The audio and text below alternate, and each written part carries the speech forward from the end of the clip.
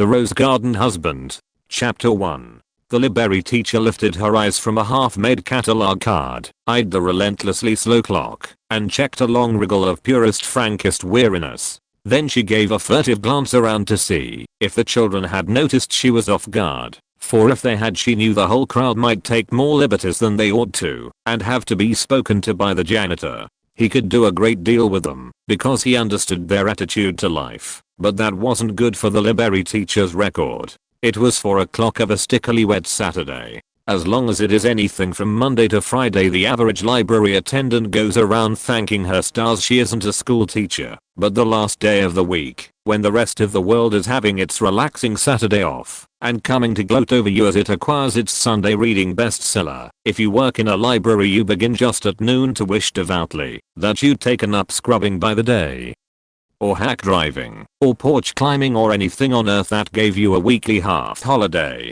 So the library teacher braced herself severely and put on her reading glasses with a view to looking older and more firm. Library teacher, it might be well to explain, was not her official title. Her description on the payroll ran assistant for the children's department, Greenway branch, City Public Library. Grown-up people, when she happened to run across them, called her Miss Braithwaite. But library teacher was the only name the children ever used, and she saw scarcely anybody but the children, 6 days a week, 51 weeks a year. As for her real name, that nobody ever called her by, that was Phyllis Narcissa. She was quite willing to have such a name as that buried out of sight. She had a sense of fitness, and such a name belonged back in an old New England parsonage garden full of pink roses and nice green caterpillars and girl dreams, and the days before she was 18, not in a smutty city library, attached to a 25-year-old young woman with reading glasses and fine discipline and a woolen shirtwaist. It wasn't that the library teacher didn't like her position. She not only liked it, but she had a great deal of admiration for it, because it had been exceedingly hard to get. She had held it firmly now for a whole year. Before that she had been in the cataloging, where your eyes hurt and you get a little pain between your shoulders, but you sit down and can talk to other girls, and before that in the circulation, where it hurts your feet and you get ink on your fingers, but you see lots of funny things happening. She had started at 18 years old, at $30 a month. Now she was 25, and she got all of $50. So she ought to have been a very happy library teacher indeed, and generally she was. When the children wanted to specify her particularly, they described her as the pretty one that laughs. But at 4 o'clock of a wet Saturday afternoon, in a badly ventilated, badly lighted room full of damp little unwashed foreign children, even the most sunny-hearted library teacher may be excused for having thoughts that are a little tired, and cross and restless. She flung herself back in her desk chair and watched, with brazen indifference, Giovanni and Liberata Bruno stickily pawing the colored bird book that was supposed to be looked at only under supervision. She ignored the fact that 3 little Czechs were fighting over the wailing library cat, and the sounds of conflict caused by Jim C. Hoolan's desire to get the last surviving audiobook away from John Zanowski moved her not a whit. The library teacher had stopped, for 5 minutes, being grown up and responsible, and she was wishing hard and vengefully. This is always a risky thing to do, because you never know when the destinies may overhear you and take you at your exact word. With the detailed and careful accuracy one acquires in library work, she was wishing for a sum of money, a garden, and a husband, but principally a husband. This is why, that day as she was returning from her long deferred 20-minute dairy lunch, she had charged, umbrella down, almost full into a pretty lady getting out of a shiny grey limousine. Such an unnecessarily pretty lady, all furs and fluffles and veils, and perfumes and waved hair. Her cheeks were pink and her expression was placid, and each of her white gloved hands held tight to a pretty picture book child who was wriggling with wild excitement. One had yellow frilly hair and one had brown bobbed hair, and both were quaintly, immaculately, expensively kissable. They were the kind of children every girl wishes she could have a set like, and hugs when she gets a chance. Mother and children were making their way, under an awning that crossed the street, to the matinee of a fairy play. The library teacher smiled at the children with more than her accustomed goodwill, and lowered her umbrella quickly to let them pass. The mother smiled back, a smile that changed as the library teacher passed, to puzzled remembrance. The gay little family went on into the theater, and Phyllis Braithwaite hurried on back to her work, trying to think who the pretty lady could have been, to have seemed to almost remember her. Somebody who took books out of the library, doubtless. Still, the pretty lady's face did not seem to fit that conjecture, though it still worried her by its vague familiarity. Finally the solution came, just as Phyllis was pulling off her raincoat in the dark little cloakroom. She nearly dropped the coat. "Eva Atkinson," she said. "Eva Atkinson. If it had been anybody else but Eva." You see, back in long ago, in the little leisurely wind-blown New England town, where Phyllis Braithwaite had lived till she was almost 18, there had been a principal grocer, and Eva Atkinson had been his daughter, not so very pretty, not so very pleasant, not so very clever, and about 6 years older than Phyllis. Phyllis, as she tried vainly to make her damp straight hair go back the way it should, remembered hearing that Eva had married and come to this city to live. She had never heard where, and this had been Eva, by the grace of gold, radiantly complexioned, wonderfully groomed, beautifully gowned, and looking 24, perhaps, at most, with a car and a placid expression and heaps of money, and pretty, clean children.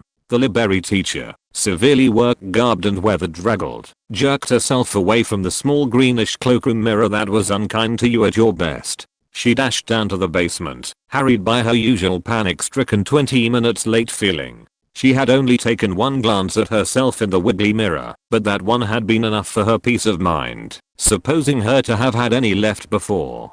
She felt as if she wanted to break all the mirrors in the world, like the Wicked Queen in the French fairy tale. Most people rather liked the face Phyllis saw in the mirror, but to her own eyes, fresh from the dazzling vision of that Eva Atkinson who had been dowdy and stupid in the far back time, when 17-year-old Phyllis was grown up as pretty as a picture, the tired, 25-year-old, workaday face in the green glass was dreadful. What made her feel worse, and she entertained the thought with a whimsical consciousness of its impertinent vanity, was that she'd had so much more raw material than Eva. And the world had given Eva a chance, because her father was rich, and she, Phyllis, was condemned to be tidy and accurate, and no more, just because she had to earn her living. That face in the greenish glass, looking tiredly back at her. She gave a little out loud cry of vexation now as she thought of it. 2 hours later.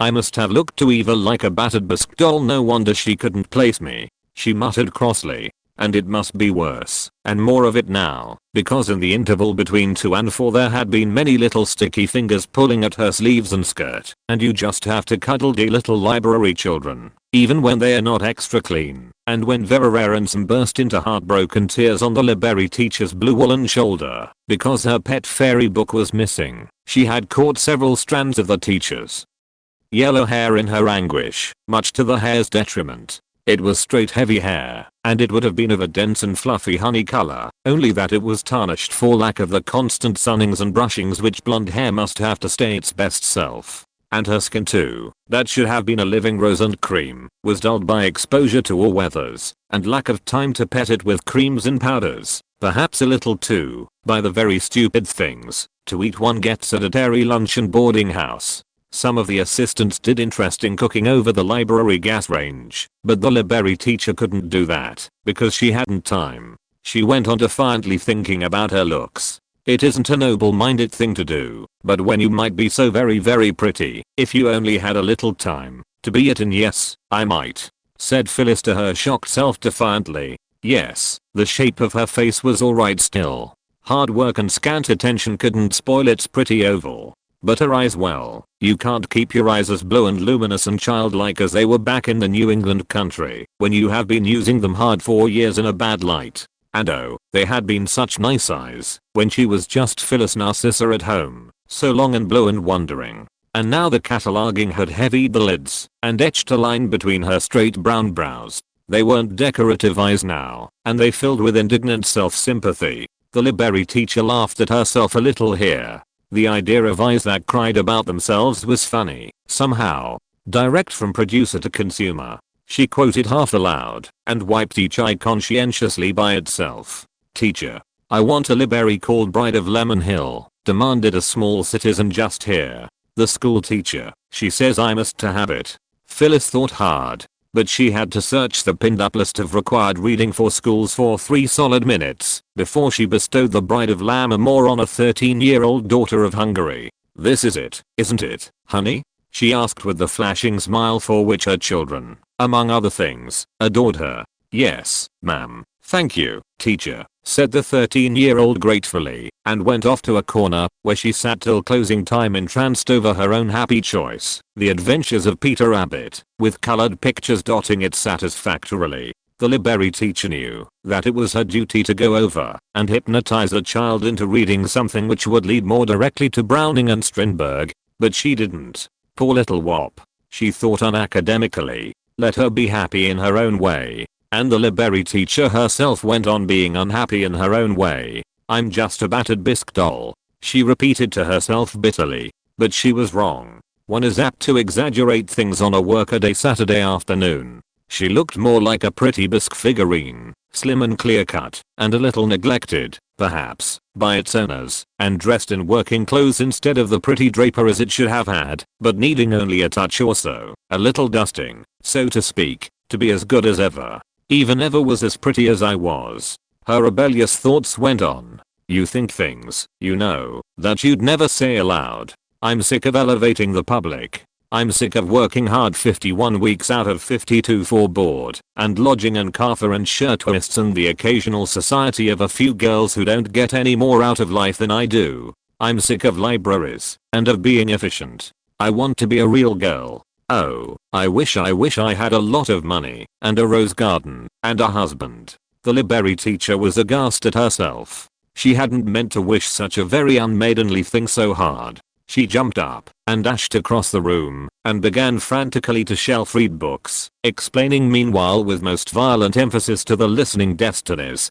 I didn't mean a real husband. It isn't that I yearn to be married to some good man, like an old maid or a Duchess novel. I just want all the lovely things Eva has, or any girl that marries them, without any trouble, but taking care of man. One man couldn't, but be easier than a whole room full of library babies. I want to be looked after, and have time to keep pretty, and a chance to make friends, and lovely frocks with lots of lace on them, and just months and months and months, when I never had to do anything by a clock and a rose garden. This last idea was dangerous. It isn't a good thing, if you want to be contented with your lot, to think of rose gardens in a stuffy city library o Saturdays, especially when where you were brought up rose gardens were one of the common necessities of life, and more, especially when you are tired almost to the crying point, and have all the week's big sisters back of it dragging on you, and all its little sisters, to come worrying at you. And time not up till 6. But the library teacher went blindly on straightening shelves nearly as fast as the children could muss them up, and thinking about that rose garden she wanted, with files of masseuses, and manicures and French maids and messenger boys with boxes, banked soothingly behind every bush. And the thought became too beautiful to dally with. I'd marry anything that would give me a rose garden, reiterated the library teacher passionately to the destinies, who are rather catty ladies, and apt to catch up unguarded remarks you make. Anything so long as it was a gentleman and he didn't scold me and I didn't have to associate with him. Her New England maidenliness added in haste. Then, for the librarian who cannot laugh, like the one who reads, is supposed in library circles to be lost. Phyllis shook herself, and laughed at herself a little, bravely. Then she collected the most uproarious of her flock around her, and began telling them stories out of the merry adventures of Robin Hood. It would keep the children quiet, and her thoughts too. She put rose gardens, not to say manicurists and husbands, severely out of her head. But you can't play fast and loose with the destinies that way. Done. They had replied quietly to her last schedule of requirements. We'll send our messenger over right away. It was not their fault that the library teacher could not hear them. Second, he was grey-haired, pink-cheeked, curvingly side-whiskered and immaculately grey-clad, and he did not look in the least like a messenger of fate. The library teacher was at a highly keyed part of her narrative, and even the most fidgety children were tense and open-mouthed. "And where art thou now?" cried the stranger to Robin Hood. And Robin roared with laughter. "Oh, in the flood, and floating down the stream with all the little fishes," said he. She was relating breathlessly. "Teacher," hissed Isaac Rabinowitz, snapping his fingers at her at this exciting point. "Teacher, "There's a guy wants to speak to you." Or, "Shut up," chorused his indignant little schoolmates. "Can't you see that teacher's telling a story? Go chase yourself. Go do a tango roundy block." Isaac, a small Polish Jew with tragic dark eyes and one suspender, received these and several more such suggestions with all the calm impenetrability of his race. "Here's the guy," was all he vouchsafed, before he went back to the unsocial nook where, afternoon by faithful afternoon, he read away at a fat 3-volume Life of Alexander Hamilton. The library teacher looked up without stopping her story, and smiled a familiar greeting to the elderly gentleman, who was waiting a little uncertainly at the children's room door, and had obviously been looking for her in vain. He smiled and nodded in return. "Just a minute please, Mr. Diguna," said the library teacher cheerfully. The elderly gentleman nodded again, crossed to Isaac and his ponderous volumes, and began to talk to him with that benign lack of haste which usually means a very competent personality. Phyllis hurried somewhat with Robin Hood among his little fishes, and felt happier. It was always, in her eventless life, something of a pleasant adventure, to have Mr. Diguna or his wife drop in to see her. There was usually something pleasant at the end of it. They were an elderly couple whom she had known for some years. They were so leisurely and trim and gentle spoken that long ago, when she was only a timorous substitute behind the circle of the big charging desk, she had picked them both out as people you'd like if you got the chance. Then she had waited on them, and identified them by their cards as belonging to the same family. Then, one day, with a pleased little quiver of joy, she had found him in the city who's who, age, profession, he was a corporation lawyer, middle names, favorite recreation, and all. Gradually she had come to know them both very well in a waiting on way. She often chose love stories that ended happily, and had colored illustrations for Mrs. Diguna when she was at home having rheumatism. She had saved more detective stories for Mr. Diguna than her superiors ever knew, and once she had found his black-rimmed eyeglasses, where he had left them between the pages of the Preza's volume of the encyclopedia, and mailed them to him. When she had vanished temporarily from sight into the nunnery promotion of the cataloging room, the Digunas had still remembered her. Twice she had been asked to Sunday dinner at their house, and had joyously gone and remembered it as joyously for months afterward. Now that she was out in the light of partial day again, in the children's room, she ran across both of them every little, while in her errands upstairs, and once Mrs. Diguna, gentle, log-knitted and grey-clad, had been shown over the children's room. The couple lived all alone in a great handsome old house that was being crowded now by the business district. She had always thought that, if she were a theosophist, she would try to plan to have them for an uncle and aunt in her next incarnation. They suited her exactly for the parts. But it's a long way down to the basement, where city libraries are apt to keep their children, and the Digunas hadn't been down there since the last time they asked her to dinner. And here, with every sign of having come to say something very special, stood Mr. Diguna. Phyllis' irrepressibly cheerful disposition gave a little jump toward the light. But she went on with her story business before pleasure. However, she did manage to get Robin Hood out of his book a little more quickly than she had planned. She scattered her children with a swift executive whisk, and made so straight for her friend that she deceived the children into thinking they were going to see him expelled, and they banked up and watched with anticipatory grins. "I do hope you want to see me especially," she said brightly. The children, disappointed, relaxed their attention. Mr. Diguna rose slowly and neatly from his seat beside the rather bored Isaac Rabinowitz, who dived into his book again with alacrity. "Good afternoon, Miss Braithwaite," he said in the amiably precise voice which matched so admirably his beautifully precise movements and his immaculate gray spats. "Yes, in the language of our young friend here, I'm the guy." Phyllis giggled before she thought. Some people in the world always make your spirits go up with a bound, and the Diguna pair invariably had that effect on her. "Oh, Mr. Diguna," she said, "I'm shocked at you. That's slang." "It was more in the nature of a quotation," said he apologetically. "And how are you this exceedingly unpleasant day, Miss Braithwaite? We have seen very little of you lately, Mrs. Diguna and I." The library teacher, gracefully respectful in her place, wriggled with invisible impatience over this carefully polite conversational opening. He had come down here on purpose. To see her there must be something going to happen, even if it was only a request to save a 7-day book for Mrs. Diguna. Nobody ever wanted something, any kind of a something, to happen more wildly than the library teacher did that bored, stickily wet Saturday afternoon, with those tired 7 years at the Greenway branch dragging at the back of her neck, and the 7 times 7 to come making her want to scream. So few things can possibly happen to you, no matter how good you are, when you work by the day. And now maybe something, oh please, the very smallest kind of a something would be welcomed was going to occur. Maybe Mrs. D. Gunda had sent her a ticket to a concert she had once before. Or maybe, since you might as well wish for big things while you're at it, it might even be a ticket to an expensive seat in a real theater. Her pleasure-hungry work-heavy blue eyes burned luminous at the idea. But I really shouldn't wish, she reminded her prancing mind belatedly. He may only have come down to talk about the weather.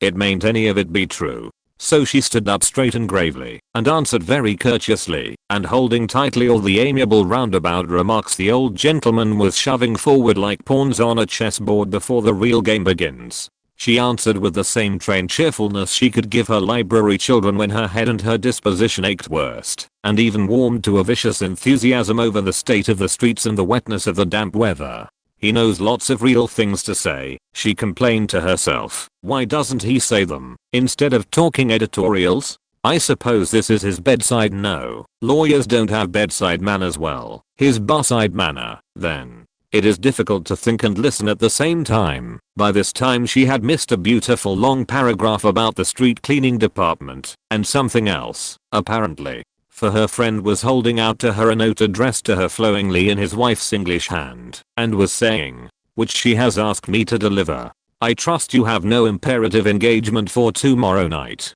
Something had happened. Why, no, said the library teacher delightedly. No, indeed. Thank you, and her too. I'd love to come. Teacher, clamored a small chocolate-colored citizen in a QP muffler. My more she want a book called Win. She said got a yellow cover and pictures in it. Just a moment, said Phyllis, and sent him upstairs with a note asking for her wine and the 2-volume edition. She was used to translating that small colored boy's demands. Last week he had described to her a play he called D-Slim, with the final comment that it warn't no good. Twant no limb in it anywhere, no trees at all. Do you have much of that? Mr. D. Gunda asked idly. Lots, said Phyllis cheerfully. You take special training in goosewalk at library school. They call them teasers. They say they are good for your intellect. Ah yes, said Mr. D. Gunda absently in the barside manner. And then, sitting calmly with his silvery head against a Washington's birthday poster, so that 3 scarlet cherries stuck above him in the manner of a scalp lock, he said something else remarkably real.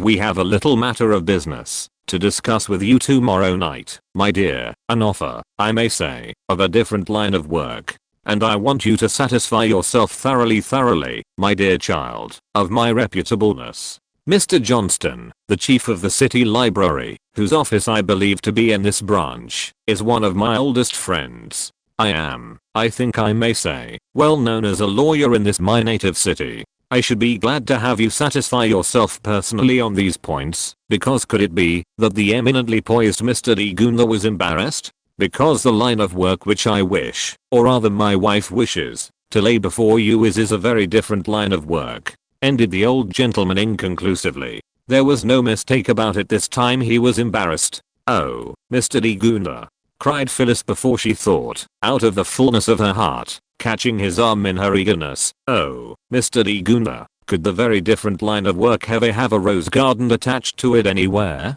Before she was fairly finished she knew what a silly question she had asked. How could any line of work she was qualified to do possibly have rose gardens attached to it? You can't catalog roses on neat cards, or improve their minds by the new arc ladder system, or do anything at all librarious to them, except pressing them in books to mummify, and the library teacher didn't think that was at all a courteous thing to do to roses. So Mr. D. Gunda's reply quite surprised her. There seems to be no good reason, he said, slowly and placidly, as if he were dropping his words one by one out of a slot, why there should not be a very satisfactory rose garden, or even two connected with it. None whatever. That was all the explanation he offered. But the library teacher asked no more. Oh, she said rapturously. Then we may expect you tomorrow at 7? He said, and smiled politely, and moved to the door. He walked out as matter of coursely, as if he had dropped in to ask the meaning of circumflex, or who invented smallpox, or the name of Adam's house cat, or how long it would take her to do a graduation essay for his daughter, or any such little things that librarians are prepared for most days.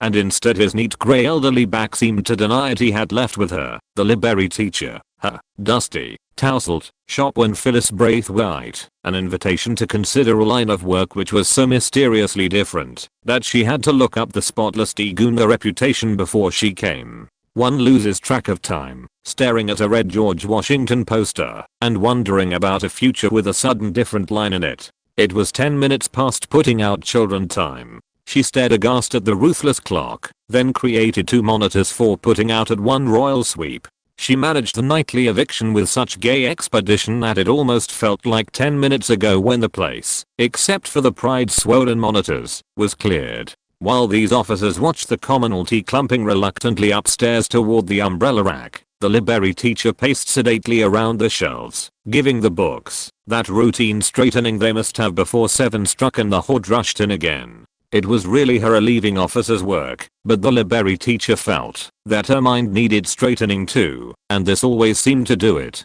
She looked, as she moved slowly down along the shelves, very much like most of the librarians you see, alert, pleasant, slender, a little disheveled, a little worn. But there was really no librarian there. There was only Phyllis Narcissa, that dreaming young Phyllis who had had to stay pushed out of sight all the 7 years that Miss Braithwaite had been efficiently earning her living. She let her mind stray happily as far as it would over the possibilities Mr. Digunda had held out to her, and woke to discover herself trying to find a place under domestic economy condiments for 5 little peppers, and how they grew. She laughed aloud in the suddenly empty room, and then lifted her head to find Miss Black, the night duty girl that week, standing in the doorway ready to relieve guard. "Oh, Anna, see what I've done," she laughed. Somehow everything seemed merely light-hearted and laughable, since Mr. Digunda's most fairy tale visit, with its wild hints of lines of work. Anna Black came, looked, laughed. "In the 640s, she said. "Well, you're liable to do nearly everything by the time it's Saturday. Last Saturday, Dolly Graham up in the circulation was telling me, an old colored mammy said she'd lost her mittens in the reading room, and the first they knew Dolly was hunting through the woolen goods classification, and Mary gaily pawing the dictionary wildly for MIT, and they found the mittens hung around her neck by the cord," finished the library teacher. "I know it was a thrilling story. Well, goodbye till Monday, Anna Black. I'm going home now, to have some lovely prunes, and some real dried beef, and maybe a glass of almost milk, if I can persuade the landlady I need it." "Mine prefers dried apricots," responded Miss Black cheerfully, "but she never has anything but canned milk in the house, thus sparing us the embarrassment of asking for real. Goodbye, good luck." But as the library teacher pinned her serviceable hat close and fastened her still good raincoat over her elderly sweater, neither prunes nor mittens nor next week's work worried her at all. After all, living among the fairy stories with the little people makes that pleasant land where wanting is having, and all the impossibilities can come true, very easy of access. Phyllis Braithwaite's mind, as she picked her way down the bedraggled street, wandered innocently off in a dream place full of roses, till the muddy marble steps of her boarding place gleamed sloppily before her through the foggy rain. She sat up late that night, doing improving things to the white net waist that went with her best suit, which was black. As her needle nibbled busily down the seam, she continued happily to wonder about that entirely different line. It sounded to her more like a reportership on a yellow journal than anything else imaginable. Or, perhaps, could she be wanted to join the Secret Service? At any rate, she concluded lightheartedly, as she stitched the last clean ruching into the last wrist covering, sedate sleeve, "At any rate I'll have a chance tomorrow to wear mother's gold earrings that I mustn't have on in the library. And oh, how lovely it will be to have a dinner that wasn't cooked by a poor old boarding house cook or a shiny tiled syndicate." And she went to bed to dream of entirely different lines, all the colors of the rainbow, that radiated out from the circulation desk like tight ropes. She never remembered Eva Atkinson's carefully prettied face, or her own vivid, work-worn one, at all. She only dreamed that far at the end of the pink entirely different line, a very hard one to walk, there was a rose garden exactly like a patchwork quilt, where she was to be. 3. When Phyllis woke next morning, everything in the world had a light-hearted, holiday feeling. Her Sundays, gloriously unoccupied, generally did, but this was extra special. The rain had managed to clear away every vestige of last week's slush, and had then itself most unselfishly retired down the gutters. The sun shone, as if May had come, and the wind, through the library teacher's window, had a springy, pussy willowy, come for a walk in the country feel to it. She found that she had slept too late to go to church, and prepared for a joyful dash to the boarding house bathtub. There might be, who knew, but there actually might be on this day of days, enough hot water for a real bath. I feel as if everything was going to be lovely all day, she said without preface to old black Maggie, who was clumping her accustomed bed making way along the halls, with her woolly head tied up in her Sunday silk handkerchief. Even she looked happier, Phyllis thought, than she had yesterday. She grinned broadly at Phyllis, leaning smilingly against the door in her kimono. "I dunno, Miss Braithwaite," she said, and entered the room, and took a pillowcase corner in her mouth. "I never has DMP meditations." Phyllis laughed frankly, and Maggie, much flattered at the happy reception of her reply, grinned so widely that you might almost have tied her mouth behind her ears. "You sure is a cheerful person, Miss Braithwaite," said Maggie, and went on making the bed. Phyllis fled on down the hall, laughing still. She had just remembered another of old Maggie's compliments, made on one of the rare occasions when Phyllis had sat down and sung to the boarding house piano. She hadn't been able to do it long, because the mental science lady on the next floor had sent down word that it stopped her from concentrating, and as she had a very expensive room, there was nothing for the landlady to do but make Phyllis stop. Phyllis had come out in the hall to find old Maggie listening rapturously. "Oh, Miss Braithwaite," she had murmured, rolling her eyes, "you certainly does equalize a martingale." It had been a compliment Phyllis never forgot. She smiled to herself as she found the bathroom door open. Why, the world was full of a number of things, many of them funny. Being a library teacher was rather nice, after all, when you were fresh from a long night's sleep. And if that mental science lady wouldn't let her play the piano, why, her thrilling tales of what she could do when her mind was unfettered were worth the price. That story she told so seriously about how the pipes burst and the plumber wouldn't come, and my dear, I gave those pipes only half an hour's treatment, and they closed right up. It was quite as much fun, well, almost as much hearing her, as it would have been to play. All of the contented, and otherwise, elderly people who inhabited the boarding house with Phyllis appeared to have gone off without using hot water, for there actually was some. The library teacher found that she could have a genuine bath and have enough water besides to wash her hair, which is a right all girls who work have to reserve for Sundays. This was surely a day of days. She used the water alas for selfish human nature to the last warm drop, and went gaily back to her little room with no emotions whatever for the poor other boarders, soon to find themselves wrathfully hot waterless. And then she thoughtlessly curled down on the bed, and slept and slept and slept. She wakened dimly in time for the 1 o'clock dinner, dressed, and ate it in a half sleep. She went back upstairs planning a trolley ride that should take her out into the country, where a long walk might be had. And midway in changing her shoes she lay back across the bed and fell asleep again. The truth was, Phyllis was about as tired as a girl can get. She waked at dusk, with a jerk of terror, lest she should have overslept her time for going out. But it was only 6. She had a whole hour to prink in, which is a very long time for people who are used to being in the library half an hour after the alarm clock wakes them. Some houses, all of themselves, and before you meet a soul who lives in them, are silently indifferent to you. Some make you feel that you are not wanted in the least. These usually have a lot of gilt furniture and what are called objects of art sets to flee about. Some seem to be having an untidy good time all to themselves, in which you are not included. The Digunda house, staid and softly toned, did none of these things. It gave the library teacher, in her neat, last year's best suit, a feeling as of gentle welcome home. She felt contented and belonging even before quick smiling, slender little Mrs. Digunda came rustling gently in to greet her.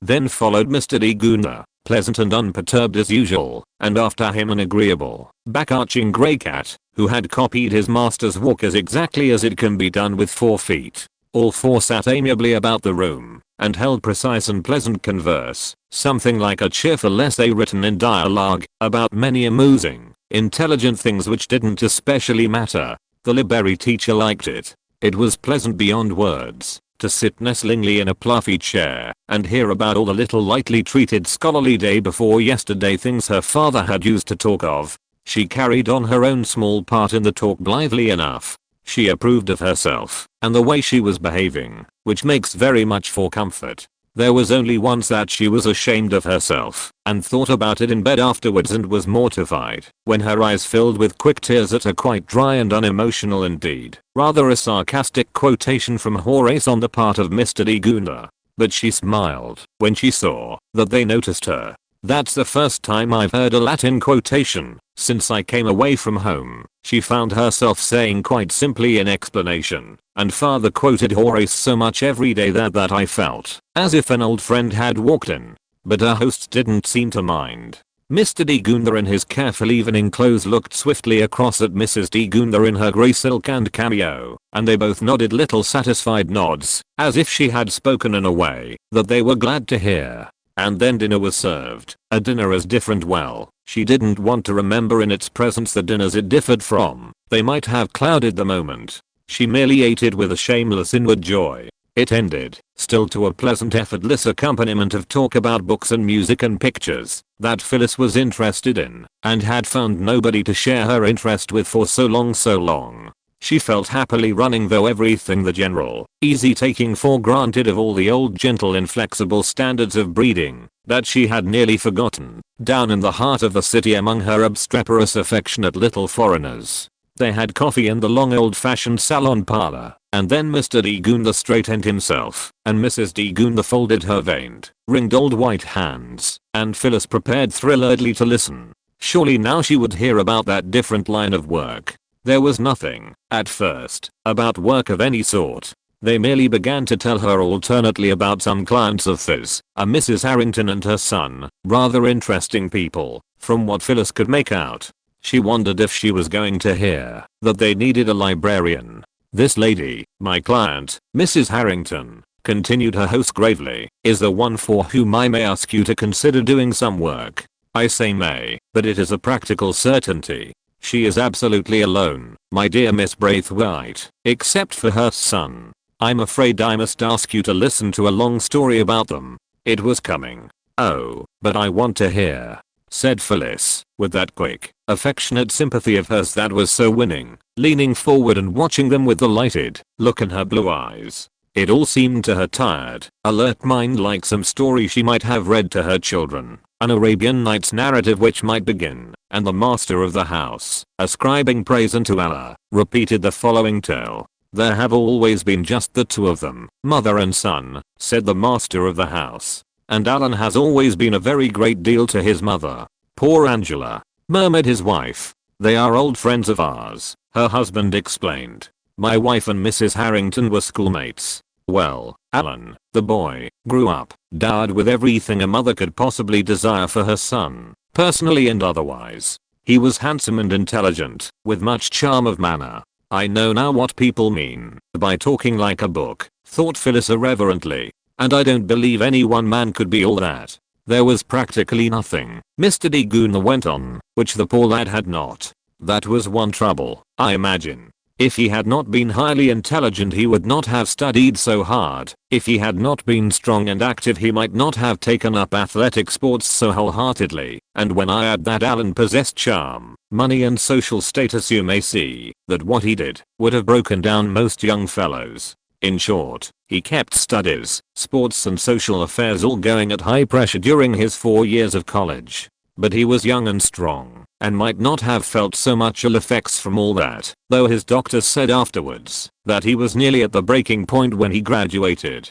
Phyllis bent closer to the storyteller in her intense interest. Why, it was like one of her fairy tales. She held her breath to listen, while the old lawyer went gravely on. Alan could not have been more than 22 when he graduated, and it was a very short while afterwards that he became engaged to a young girl, the daughter of a family friend. Louise Free was her name, was it not, love? Yes, that is right, said his wife, Louise Free. A beautiful girl, he went on, dark, with a brilliant color, and full of life and good spirits. They were both very young, but there was no good reason why the marriage should be delayed, and it was set for the following September. A princess too, in the story. But where had she gone? The two of them only, he had said. It must have been scarcely a month. The story went on.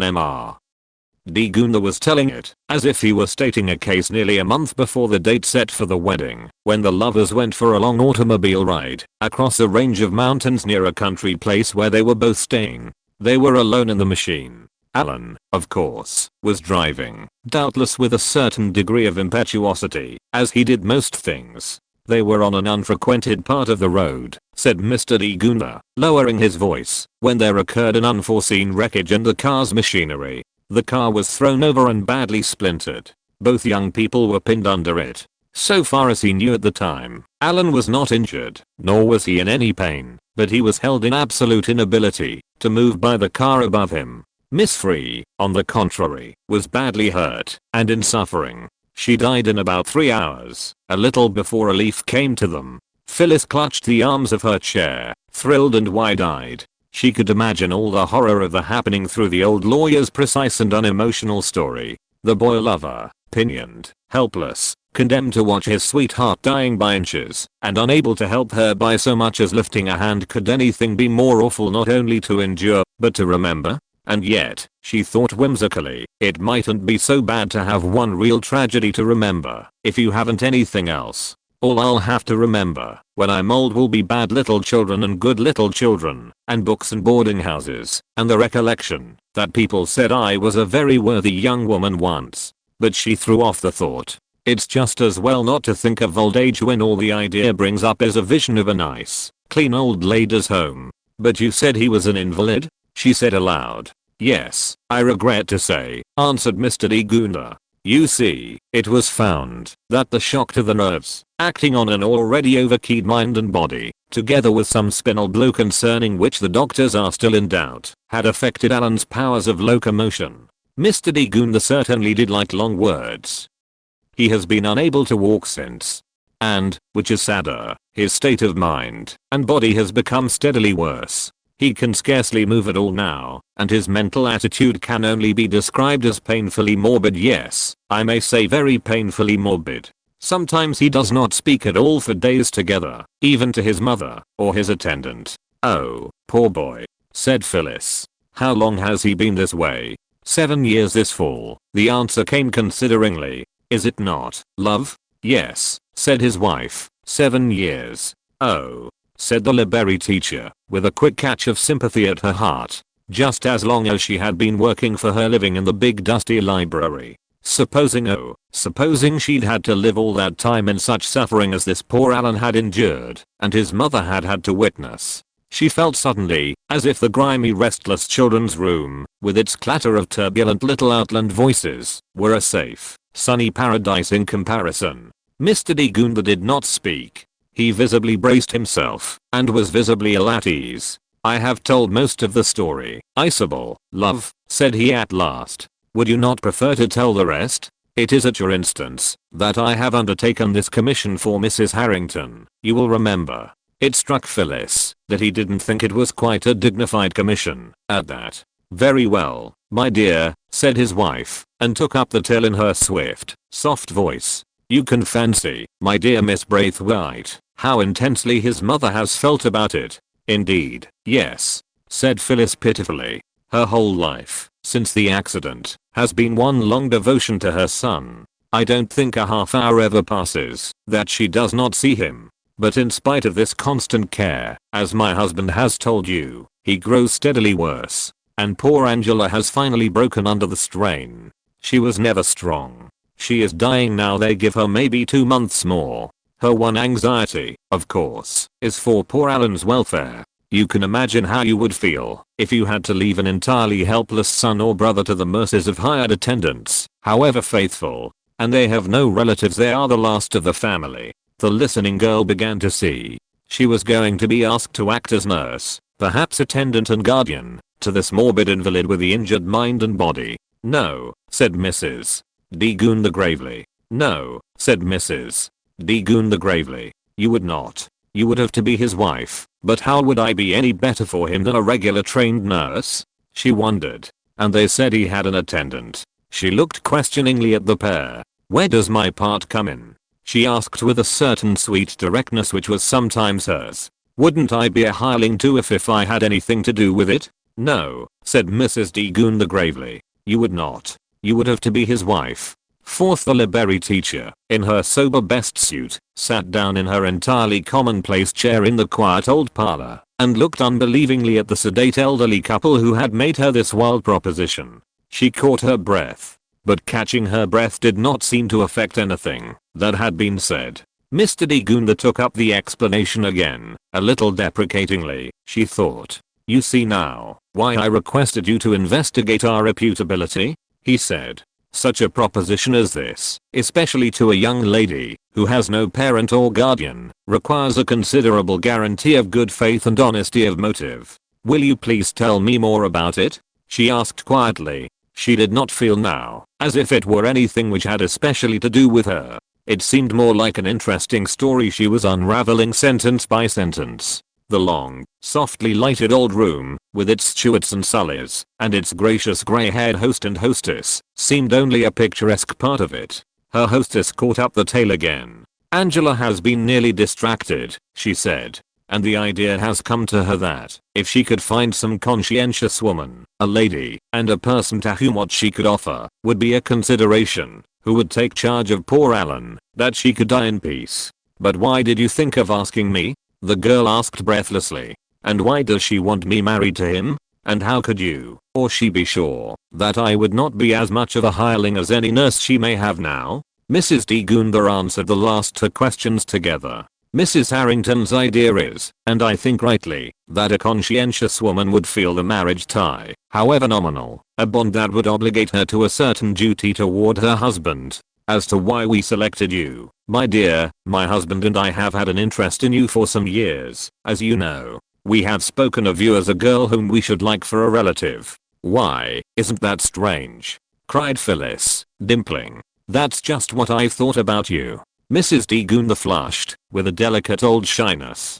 Thank you, dear child, she said. I was about to add that we have not seen you at your work all these years without knowing you to have the kind heart and sense of honor requisite to poor Angela's plan. We feel sure you could be trusted to take the place. Mr. D. Gunda has asked his friend Mr. Johnston, the head of the library, such things as we needed to supplement our personal knowledge of you. You have everything that could be asked, even to a certain cheerfulness of outlook which poor Angela, naturally, lacks in a measure. But what about me? Asked Phyllis Braithwaite a little piteously, in answer to all this. They seemed so certain she was what they wanted. Was there anything in this wild scheme that would make her life better than it was as a tired, ill-paid light-hearted keeper of a room full of turbulent little foreigners? Unless you are thinking of marriage. Phyllis shook her head. You would have at least a much easier life than you have now. Mrs. Harrington would settle a liberal income on you, contingent, of course, of your faithful wardership over Alan. We will be your only judges as to that.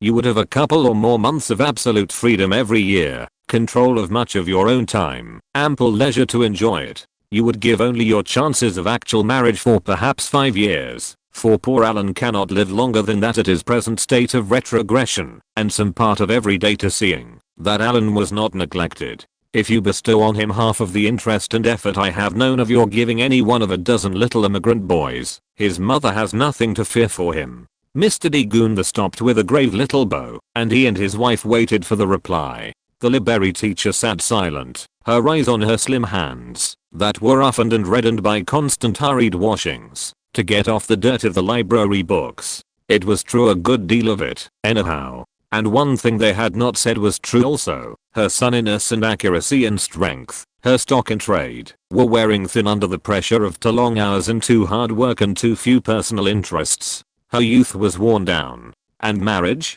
What chance of love and marriage had she, a working girl alone, too poor to see anything of the class of men she would be willing to marry? She had not for years spent 6 hours with a man of her own kind and age. She had not even been specially in love, that she could remember, since she was grown up. She did not feel much, now, as if she ever would be. All that she had to give up in taking this offer was her freedom, such as it was, and those fluttering perhapses that whisper such pleasant promises when you are young. But then, she wouldn't be young so very much longer. Should she put it to herself crudely, should she wait long hard closed in years in the faith that she would learn to be absolutely contented, or that some man she could love would come to the cheap boarding house or the little church she attended occasionally when she was not too tired, fall in love with her work-dimmed looks at sight, and marry her? It had not happened all these years, while her girlhood had been more attractive and her personality more untired. There was scarcely a chance in 100 for her of a kind lover husband and such dear picture book children as she had seen Eva Atkinson convoying. Well, her mind suddenly came up against the remembrance, as against a sober fact, that in her passionate wishings of yesterday she had not wished for a lover husband, nor for children. She had asked for a husband who would give her money, and leisure to be rested, and pretty and a rose garden.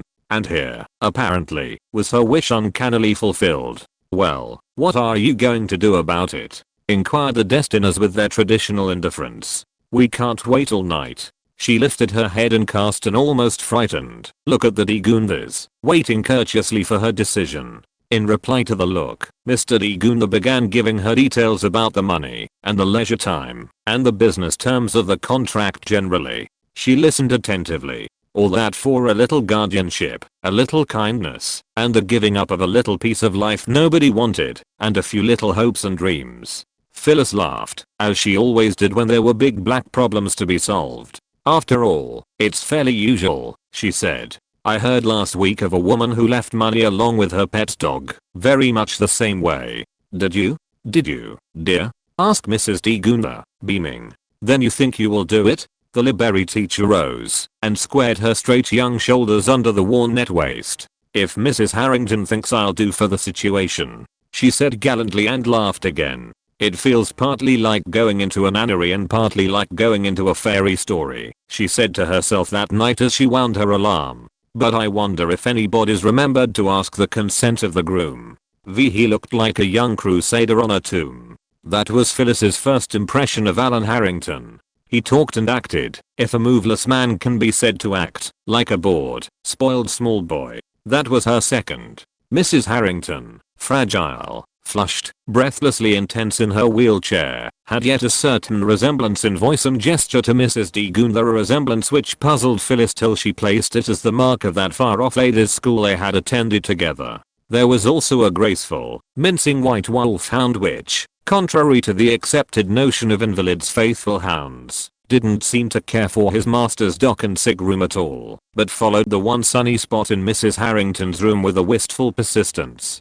It was such a small spot for such a long wolfhound that was the principal thing which impressed itself on Phyllis's frightened mind throughout her visit. Mrs. de Goonther convoyed her to the Harrington house for inspection a couple of days after she had accepted someone's proposal to marry Alan Harrington. Whether it counted as her future mother-in-law's proposal or her future trustees, she was never sure. The only sure thing was that it did not come from the groom. She had borrowed a half day from the future on purpose, though she did not want to go at all. But the reality was not bad, only a fluttering, emotional little woman who clung to her hands, and talked to her, and asked useless questions with a nervous insistence, which would have been nerve-wearing for a steady thing, but was only pitiful to a stranger. You see strange people all the time in library work, and learn to place them, at length, with almost as much accuracy as you do your books. The fact that Mrs. Harrington was not long for this world did not prevent Phyllis from classing her, in her mental card catalogue, as a very perfect specimen of the loving nagger. She was lying back, wrapped in something grey and soft, when her visitors came, looking as if the lifting of her hand would be an effort. She was evidently pitifully weak, but she had too an ineradicable vitality she could summon at need. She sprang almost upright to greet her visitors, a hand out to each, an eager flood of words on her lips. And you are Miss Braithwaite, that is going to look after my boy, she ended. Oh, it is so good of you. I am so glad I can go in peace now. Are you sure you will know the minute his attendants are the least bit negligent? I watch them all the time. I tell Alan to ring for me if anything ever is the least bit wrong. I am always begging him to remember. I go in every night and pray with him. Do you think you could do that? But I always cry, so before I'm through I cry and cry. My poor, helpless boy, he was so strong and bright. And you are sure you are conscientious?" At this point Phyllis stopped the flow of Mrs. Harrington's conversation firmly, if sweetly. "Yes, indeed," she said cheerfully. "But you know, if I'm not Mr. Degoon that can stop all my allowance, it wouldn't be to my own interest not to fulfill my duties faithfully." "Yes, that is true," said Mrs. Harrington. "That was a good thought of mine. My husband always said I was an unusual woman where business was concerned. So they went on the principle that she had no honor beyond working for what she would get out of it." Although she had made the suggestion herself, Phyllis's cheeks burned, and she was about to answer sharply. Then somehow the poor, anxious, loving mother's absolute preoccupation with her son struck her as right. After all, if it were my son, thought Phyllis, I wouldn't worry about any strange hired girl's feelings either. Maybe I'd just think about him. I promise I'll look after Mr. Harrington's welfare as if he were my own brother," she ended aloud impulsively. "Indeed, you may trust me. I am sure you will," panted Mrs. Harrington. "You look like a good girl and old enough to be responsible. 28-30? Not very far from that," said Phyllis serenely. "And you are sure you will know when the attendants are neglectful? I speak to them all the time, but I never can be sure. And now you'd better see poor Alan. This is one of his good days. Just think, dear Isabel, he spoke to me twice without my speaking to him this morning." "Oh, must I?" asked Phyllis, dismayed. "Couldn't I wait till it happens?" Mrs. Harrington actually laughed a little at her shyness, lighting up like a girl. Phyllis felt dimly, though she tried not to, that through it all her mother-in-law-elect was taking pleasure in the dramatic side of the situation she had engineered. "Oh, my dear, you must see him. He expects you," she answered almost gaily. The procession of three moved down the long room towards the door, Phyllis's hand guiding the wheelchair. She was surprised to find herself shaking with fright. Just what she expected to find beyond the door she did not know, but it must have been some horror, for it was with a heartbound of wild relief that she finally made out Alan Harrington, lying white in the darkened place, a crusader on a tomb. Yes, he looked like that. In the room's half-dusk the pallor of his still, clear-featured face and his long clear-cut hands was nearly the same as the whiteness of the couch draperies. His hair, yellow-brown and waving, flung back from his forehead like a crest, and his dark brows and lashes made the only note of darkness about him. To Phyllis's beauty-loving eyes he seemed so perfect an image that she could have watched him for hours. "Here's Miss Braithwaite, my poor darling," said his mother. "The young lady we have been talking about so long." The crusader lifted his eyelids and let them fall again. "Is she?" he said listlessly.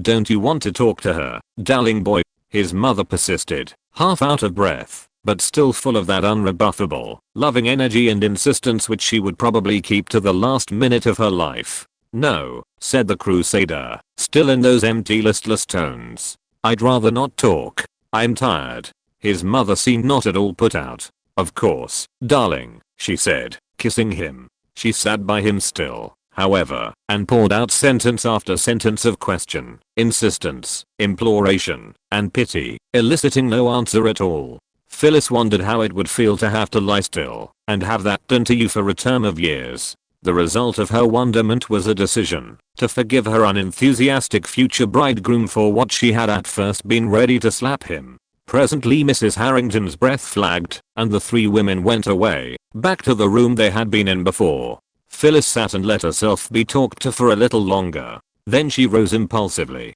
"May I go back and see your son again for just a minute?" she asked, and had gone before Mrs. Harrington had finished her permission. She darted into the dark room before her courage had time to fail, and stood by the white couch again. "Mr. Harrington," she said clearly, "I'm sorry you're tired, but I'm afraid I'm going to have to ask you to listen to me. You know, don't you, that your mother plans to have me marry you for a sort of interested head nurse? Are you willing to have it happen? Because I won't do it unless you really prefer it." The heavy white lids half lifted again. "I don't mind," said Alan Harrington listlessly. "I suppose you are quiet and trustworthy, or Degunda wouldn't have sent you. It will give mother a little peace, and it makes no difference to me." He closed his eyes and the subject at the same time. "Well, then, "That's alright," said Phyllis cheerfully, and started to go. Then, drawn back by a sudden, nervous temper impulse, she moved back on him. "And let me tell you," she added, half laughing, half impertinently, "that if you ever get into my quiet trustworthy clutches you may have an awful time. You're a very spoiled invalid." She whisked out of the room before he could have gone very far with his reply. But he had not cared to reply, apparently. He lay unmoved and unmoving.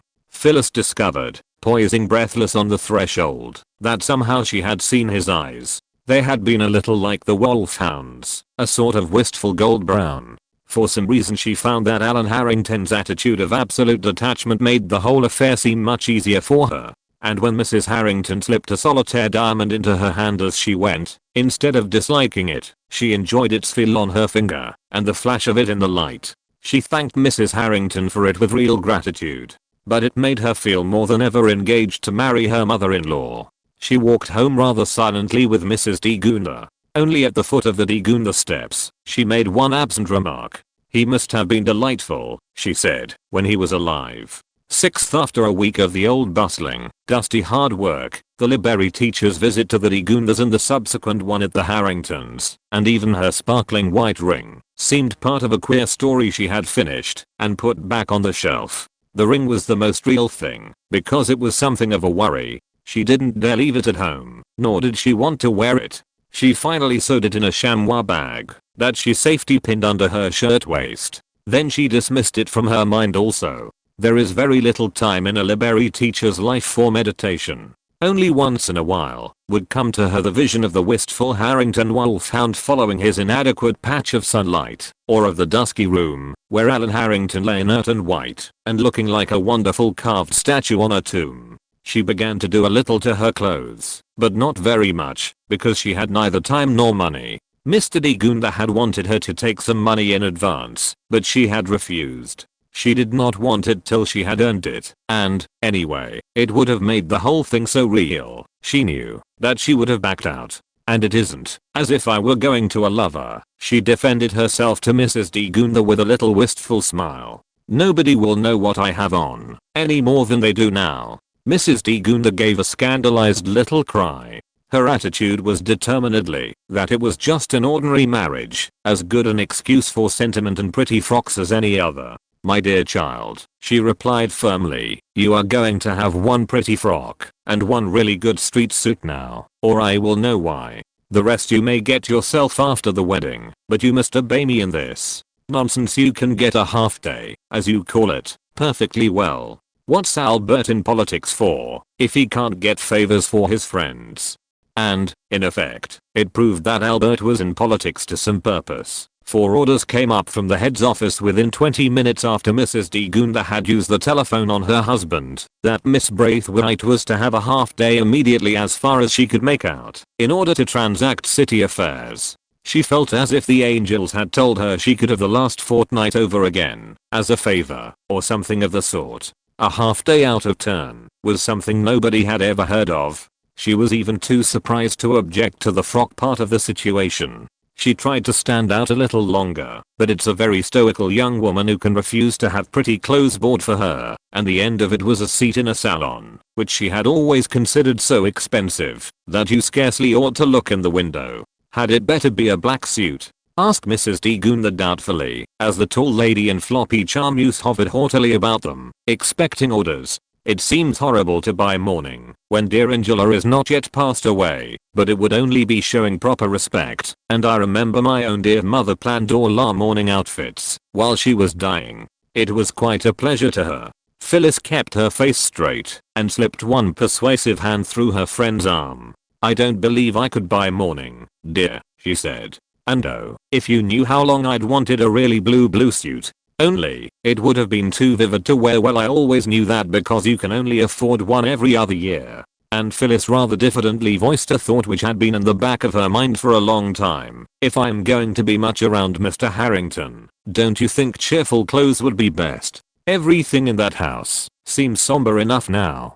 "Perhaps you are right, dear child," said Mrs. de Gunder. "I hope you may be the means of putting a great deal of brightness into poor Alan's life before he joins his mother." "Oh, don't," cried Phyllis impulsively. Somehow she could not bear to think of Alan Harrington's dying. He was too beautiful to be dead, where nobody could see him anymore. Besides, Phyllis privately considered that a long vacation before he joined his mother would be only the fair thing for poor Alan. Youth sides with youth. And the clear-cut white lines of him rose in her memory and stayed there. She could almost hear that poor, tired, toneless voice of his that was yet so deep and so perfectly accented. She bought docilely whatever her guide directed and woke from a species of gentle daze at the afternoon's end to find Mrs. de Goonler beaming with the weary rapture of the successful shopper and herself the proprietress of a turquoise velvet walking suit, a hat to match, a pale blue evening frock, a pale green between dress with lovely clinging lines, and a heavenly white crepe thing with rosy ribbons and filmy shadow laces, a negligee of one's dreams. There were also slippers and shoes and stockings, and this was really too bad of Mrs. de Goonler, a half dozen set of lingerie, straight through. Mrs. de Goonler sat and continued to beam joyously over the array in Phyllis's little bedroom. "It's my present, dearie," she said calmly. "So you needn't worry about using Angela's money. Gracious, it's been lovely. I haven't had such a good time since my husband's little grandniece came on for a week. There's nothing like dressing a girl, after all." And Phyllis could only kiss her. But when her guest had gone, she laid all the boxes of finery under her bed, the only place where there was any room. She would not take any of it out, she determined, till her summons came. But on second thought, she wore the blue velvet street suit on Sunday visits to Mrs. Harrington, which became she never knew just when or how a regular thing. The vivid blue made her eyes nearly sky color and brightened her hair very satisfactorily. She was taking more time and trouble over her looks now. One has to live up to a turquoise velvet hat and coat. She found herself too becoming very genuinely fond of the restless, anxiously loving, passionate, unwise child who dwelt in Mrs. Harrington's frail elderly body and had almost worn it out. She sat long hours of every Sunday afternoon, holding Mrs. Harrington's thin little hot hands and listening to her swift, italicized monologues about Alan, what he must do, what he must not do, how he must be looked after, how his mother had treated him, how his wishes must be ascertained and followed. "Though all he wants now is dark and quiet," said his mother piteously. "I don't even go in there now to cry." She spoke as if it were an established ritual. Had she been using her son's sick room, Phyllis wondered, as a regular weeping place? She could feel in Mrs. Harrington, even in this mortal sickness, the tremendous driving influence which is often part of a passionately active and not very wise personality. That certitude and insistence of Mrs. Harrington's could hammer you finally into believing or doing almost anything. Phyllis wondered how much his mother's heartbroken adoration and pity might have had to do with making her son as hopeless-minded as he was. Naturally, the mother-in-law she had acquired in such a strange way became very fond of Phyllis. But indeed there was something very gay and sweet and honest-minded about the girl, a something which gave people the feeling that they were very wise in liking her. Some people you are fond of against your will. When people cared for Phyllis, it was with a quite irrational feeling that they were doing a sensible thing. They never gave any of the credit to her very real, though almost invisible, charm. She never saw Alan Harrington on any of the Sunday visits.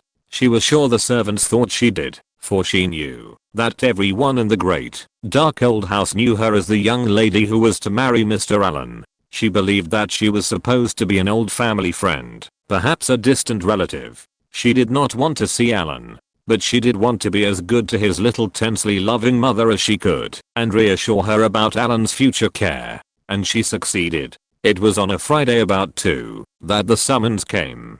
Phyllis had thought she expected it, but when the call came to her over the library telephone, she found herself as badly frightened as she had been the first time she went to the Harrington house. She shivered as she laid down the data she was using and called the other librarian to take her desk. Fortunately, between 1 and 4 the morning and evening shifts overlapped, and there was someone to take her place. "Mrs. Harrington cannot last out the night," came Mr. de Goonler's clear, precise voice over the telephone, without preface. "I have arranged with Mr. Johnston. You can go at once. You had better pack a suitcase, for you possibly may not be able to get back to your boarding place." So it was to happen now. Phyllis felt, with her substitute in her place, her own wraps on, and her feet taking her swiftly towards her goal, as if she were offering herself to be made a nun, or have a hand or foot cut off, or paying herself away in some awful irrevocable fashion. She packed, mechanically, all the pretty things Mrs. de Gunda had given her, and nothing else. She found herself at the door of her room with the locked suitcase in her hand, and not even a nail file of the things belonging to her old self in it. She shook herself together, managed to laugh a little, and returned and put in such things as she thought she would require for the night. Then she went. She always remembered that journey, as long as she lived, her hands and feet and tongue going on, buying tickets, giving directions and her mind, like a naughty child, catching at everything as they went, and screaming to be allowed to go back home, back to the dusty, matter-of-course library and the dreary little boarding house bedroom. 7 They were all waiting for her, in what felt like a hideously quiet semicircle, in Alan's great dark room. Mrs. Harrington, deadly pale, and giving an impression of keeping herself alive only by force of that wonderful fighting vitality of hers, lay almost at length in her wheelchair. There was a clergyman in vestments. There were the de Gundas, Mr. de Gunda only a little more precise than his everyday habit was, Mrs. de Gunda crying a little, softly and furtively. As for Alan Harrington, he lay just as she had seen him that other time, white and moveless, seeming scarcely conscious, except by an effort. Only she noticed a slight contraction, as of pain, between his brows. "Phyllis has come," panted Mrs. Harrington. "Now it will be all right.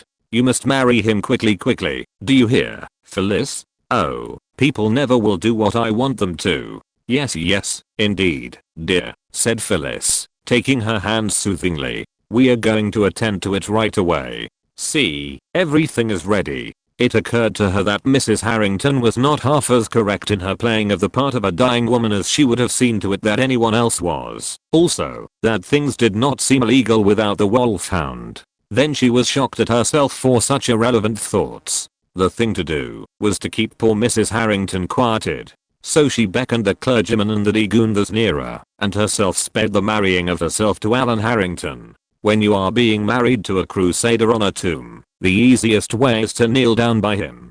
Phyllis registered this fact in her mind quite blankly, as something which might be of use to remember in future. The marrying took an unnecessarily long time, it seemed to her. It did not seem as if she were being married at all. It all seemed to concern somebody else. When it came to the putting on of the wedding ring, she found herself, very naturally, guiding Alan's relaxed fingers to hold it in its successive places, and finally slip it on the wedding finger. And somehow having to do that checked the chili, or she had, before of Alan Harrington. It made her feel quite simply sorry for him, as if he were one of her poor little boys in trouble. And when it was all over she bent pitifully before she thought, and kissed one white cold cheek. He seemed so tragically helpless, yet more alive, in some way, since she had touched his hand to guide it. Then, as her lips brushed his cheek, she recoiled and colored a little. She had felt that slight roughness which a man's cheek, however close-shaven, always has the man feel. It made her realize unreasonably that it was a man she had married, after all, not a stone image nor a sick child alive man. With the thought, or rather instinct, came a swift terror of what she had done, and a swift impulse to rise. She was halfway risen from her knees when a hand on her shoulder, and the clergyman's voice in her ear, checked her. "Not yet," he murmured almost inaudibly. "Stay as you are till Mrs. Harrington is wheeled from the room." Phyllis understood. She remained as she was, her body a shield before Alan Harrington's eyes, her hand just withdrawing from his shoulder, till she heard the closing of the door, and a sigh as of relaxed tension from the 3 people around her. Then she rose. Alan lay still with closed eyelids. It seemed to her that he had flushed, if ever so faintly, at the touch of her lips on his cheek. She laid his hand on the coverlet with her own roughened, ringed one, and followed the others out, into the room, where the dead woman had been taken, leaving him with his attendant. The rest of the evening Phyllis went about in a queer-keyed, almost light-hearted frame of mind. It was only the reaction from the long-expected terror that was over now, but it felt indecorous. It was just as well, however. Someone's head had to be kept. The servants were upset, of course, and there were many arrangements to be made. She and Mr. de Gunda worked steadily together, telephoning, ordering, guiding, straightening out all the tangles. There never was a wedding, she thought, where the bride did so much of the work. She even remembered to see personally that Alan's dinner was sent up to him. The servants had doubtless been told to come to her for orders. At any rate, they did. Phyllis had not had much experience in running a house, but a good deal in keeping her head. And that, after all, is the main thing. She had a far-off feeling, as if she were hearing some other young woman giving swift, poised, executive orders. She rather admired her. After dinner the Degunthers went, and Phyllis Braithwaite, the little library teacher who had been living in a hall bedroom on much less money than she needed, found herself alone, sole mistress of the great Harrington house, a corps of servants, a husband passive enough to satisfy the most militant suffragette, a checkbook, a wistful wolfhound, and $500, cash, for current expenses. The last weighed on her mind more than all the rest put together. Why, I don't know how to make current expenses out of all that, she had said to Mr. Degunther. It looks to me exactly like about 10 months' salary. I'm perfectly certain I shall get up in my sleep and try to pay my board ahead with it, so I shan't have it all spent before the 10 months are up. There was a blue bead necklace, she went on meditatively, in the 5 and 10, that I always wanted to buy, only I never quite felt I could afford it. Oh, just imagine going to the 5 and 10 and buying at least $5 worth of things you didn't need. You have great discretionary powers, my dear, you will find, Mr. Degunther had said, as he patted her shoulder. Phyllis took it as a compliment at the time. Discretionary powers sounded as if he thought she was a quite intelligent young person. It did not occur to her till he had gone, and she was alone with her checkbook, that it meant she had a good deal of liberty to do as she liked. It seemed to be expected of her to stay. Nobody even suggested a possibility of her going home again, even to pack her trunk. Mrs. Degunther casually volunteered to do that, a little after the housekeeper had told her where her rooms were. She had been consulting with the housekeeper for what seemed ages, when she happened to want some pins for something, and asked for her suitcase. It's in your rooms, said the housekeeper. Mrs. Harrington, the late Mrs. Harrington, I should say. Phyllis stopped listening at this point. Who was the present Mrs. Harrington? She wondered before she thought and then remembered. Why she was. So there was no Phyllis Braithwaite anymore. Of course not. Yet she had always liked the name so well. A last name was a small thing to give up. Into her mind fitted an incongruous, silly story she had heard once at the library about a girl whose last name was Rose and whose parents christened her Wild because the combination appealed to them. And then she married a man named Bull. Meanwhile the housekeeper had been going on. She had the bedroom and bath opening from the other side of Mr. Allen's day room ready for you, madam. It's been ready several weeks. Has it?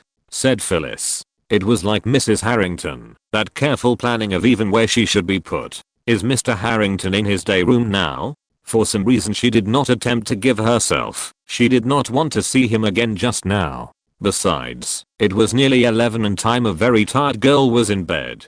She wanted a good night's rest before she had to get up and be Mrs. Harrington, with Alan and the checkbook and the current expenses all tied to her. Someone had laid everything out for her in the bedroom, the filmy new nightgown over a chair, the blue satin mules underneath, her plain toilet things on a dressing table, and over another chair the exquisite ivory crepe negligee with its floating rose ribbons. She took a hasty bath. There was so much hot water that she was quite reconciled for a moment to being a checkbooked and wolf-hounded Mrs. Harrington and slid straight into bed without even stopping to braid her loosened, honey-colored hair. It seemed to her that she was barely asleep when there came an urgent knocking at her door. Yes, she said sleepily, looking mechanically for her alarm clock as she switched on the light. What is it, please? It's I, Wallace, Mr. Allen's man, madam, said a nervous voice. Mr. Allen's very bad. I've done all the usual things, but nothing seems to quiet him. He hates doctors so, and they make him so wrought up. Please could you come, ma'am? He says as how all of us are all dead. Oh please, Mrs. Harrington. There was panic in the man's voice. Alright, said Phyllis sleepily, dropping to the floor as she spoke with the rapidity that only the alarm clock broken know. She snatched the negligee around her and thrust her feet hastily into the blue satin slippers. Why, she was actually using her wedding finery. And what an easily upset person that man was. But everybody in the house seemed to have nerves on edge. It was no wonder about Alan, he wanted his mother, of course. Poor boy. She felt, as she ran fleetly across the long room that separated her sleeping quarters from her husband's, the same mixture of pity and timidity that she had felt with him before. Poor boy. Poor, silent, beautiful statue, with his one friend gone. She opened the door and entered swiftly into his room. She was not thinking about herself at all, only of how she could help Alan, but there must have been something about her of the picture book angel to the pain rack man, lying tensely at length in the room's darkest corner. Her long, dully gold hair, loosening from its twist, flew out about her, and her face was still flushed with sleep.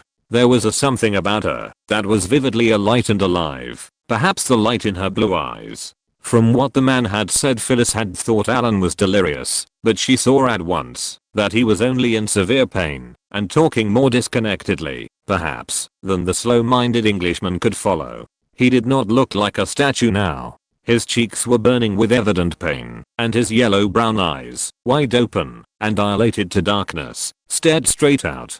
His hands were clenching and unclenching, and his head moved restlessly from side to side. Every nerve and muscle, she could see, was taut. "They're all dead," he muttered. "Father and mother and Louise and I, only I'm not dead enough to bury. Oh, God, I wish I was." That wasn't delirium, it was something more like heartbreak. Phyllis moved closer to him and dropped one of her sleep-warm hands on his cold, clenched one. "Oh, poor boy," she said. "I'm so sorry, so sorry." She closed her hands tight over both his. Some of her strong young vitality must have passed between them and helped him, for almost immediately his tenseness relaxed a little, and he looked at her. You're not a nurse," he said. "They go around like a vault." She had caught his attention. That was a good deal, she felt. She forgot everything about him, except that he was someone to be comforted, and her charge. She sat down on the bed by him, still holding tight to his hands. "No, indeed," she said, bending nearer him, her long loose hair falling forward about her resolutely smiling young face. "Don't you remember seeing me? I never was a nurse." "What are you?" he asked feebly. "I'm why the children call me the library teacher," she answered. It occurred to her that it would be better to talk on brightly at random than to risk speaking of his mother to him, as she must, if she reminded him of their marriage. "I spend my days in a basement, making bad little boys get so interested in the higher culture that they'll forget to shoot crap and smash windows." One of the things which had aided Phyllis to rise from desk assistant to one of the children's room librarians was a very sweet and carrying voice, a voice which arrested even a child's attention and held his interest. It held Alan now, merely the sound of it, seemingly. "Go on talking," he murmured. Phyllis smiled and obeyed. "Sometimes the higher culture doesn't work," she said. "Yesterday one of my imps got hold of a volume of Shaw, and in half an hour his aunt marched in on me and threatened I don't know what to a library that taught children to disrespect their lawful guardians." "I remember now," said Alan. "You are the girl in the blue dress. The girl mother had me marry." "I remember." "Yes," said Phyllis soothingly, and a little apologetically. "I know. But that, oh please, it needn't make a bit of difference. It was only so I could see that you were looked after properly, you know. I'll never be in the way, unless you want me to do something for you." "I don't mind," he said listlessly, as he had before. "Oh, this dreadful darkness, and mother dead in it somewhere." "Wallace," called Phyllis swiftly, "turn up the lights." The man slipped the close green silk shades from the electric bulbs. Alan shrank as if he had been hurt. "I can't stand the glare," he cried. "Yes, you can for a moment," she said firmly. "It's better than the ghastly green glow." It was probably the first time Alan Harrington had been contradicted since his accident. He said nothing more for a minute, and Phyllis directed Wallace to bring a sheet of pink tissue paper from her suitcase, where she remembered it lay in the folds of some new muslin thing. Under her direction still, he wrapped the globes in it and secured it with string. "There," she told Alan triumphantly when Wallace was done. "See, there is no glare now, only a pretty rose-colored glow. Better than the green, isn't it?" Alan looked at her again. "You are kind," he said. "Mother said you would be kind." "Oh, mother." He tried uselessly to lift one arm to cover his convulsed face and could only turn his head a little aside. "You can go, Wallace," said Phyllis softly, with her lips only. Be in the next room." The man stole out and shut the door softly. Phyllis herself rose and went toward the window and busied herself in braiding up her hair. There was almost silence in the room for a few minutes. "Thank you," said Alan brokenly. "Will you come back, please?" She returned swiftly and sat by him as she had before. "Would you mind holding my wrists again?" he asked. "I feel quieter, somehow, when you do, not so lost." There was a pathetic boyishness in his tone that the sad, clear lines of his face would never prepare you for. Phyllis took his wrists in her warm strong hands obediently. "Are you in pain, Alan?" she asked. "Do you mind if I call you Alan? It's the easiest way." He smiled at her a little, faintly. It occurred to her that perhaps the novelty of her was taking his mind a little from his own feelings. No pain. I haven't had any for a very long time now. Only this dreadful blackness dragging at my mind. A blackness the light hurts." "Why?" said Phyllis to herself, being on known ground here. "Why? It's nervous depression. I believe cheering up would help." "I know," she said aloud. "I've heard it." "You?" he said. "But you seem so happy." "I suppose I am," said Phyllis shyly. She felt a little afraid of poor Alan still, now that there was nothing to do for him, and they were talking together. And he had not answered her question either. Doubtless he wanted her to say Mr. Allen or even Mr. Harrington. He replied to her thought in the uncanny way invalids sometimes do. "You said something about what we were to call each other," he murmured. "It would be foolish, of course, not to use first names. Yours is Alice, isn't it?" Phyllis laughed. "Oh, worse than that," she said. "I was named out of a poetry book, I believe, Phyllis Narcissa. But I always conceal the Narcissa." "Phyllis." "Thank you," he said wearily. "Phyllis, don't let go. Talk to me." His eyes were those of a man in torment. "What shall I talk about?" she asked soothingly, keeping the two cold, clutching hands in her warm grasp. "Shall I tell you a story? I know a great many stories by heart, and I will say them for you if you like. It was part of my work." "Yes," he said. "Anything." Phyllis arranged herself more comfortably on the bed, for it looked as if she had some time to stay, and began the story she knew best, because her children liked it best. Kipling's How the Elephant Got His Trunk. A long time ago, oh best beloved. Alan listened, and, she thought, at times paid attention to the words. He almost smiled once or twice, she was nearly sure. She went straight on to another story, when the first was done. Never had she worked so hard to keep the interest of any restless circle of children as she worked now, sitting up in the pink light in her crepe wrappings, with her schoolgirl braids hanging down over her bosom, and Alan Harrington's agonized golden brown eyes fixed on her pitying ones. "You must be tired," he said more connectedly and quietly, when she had ended the second story.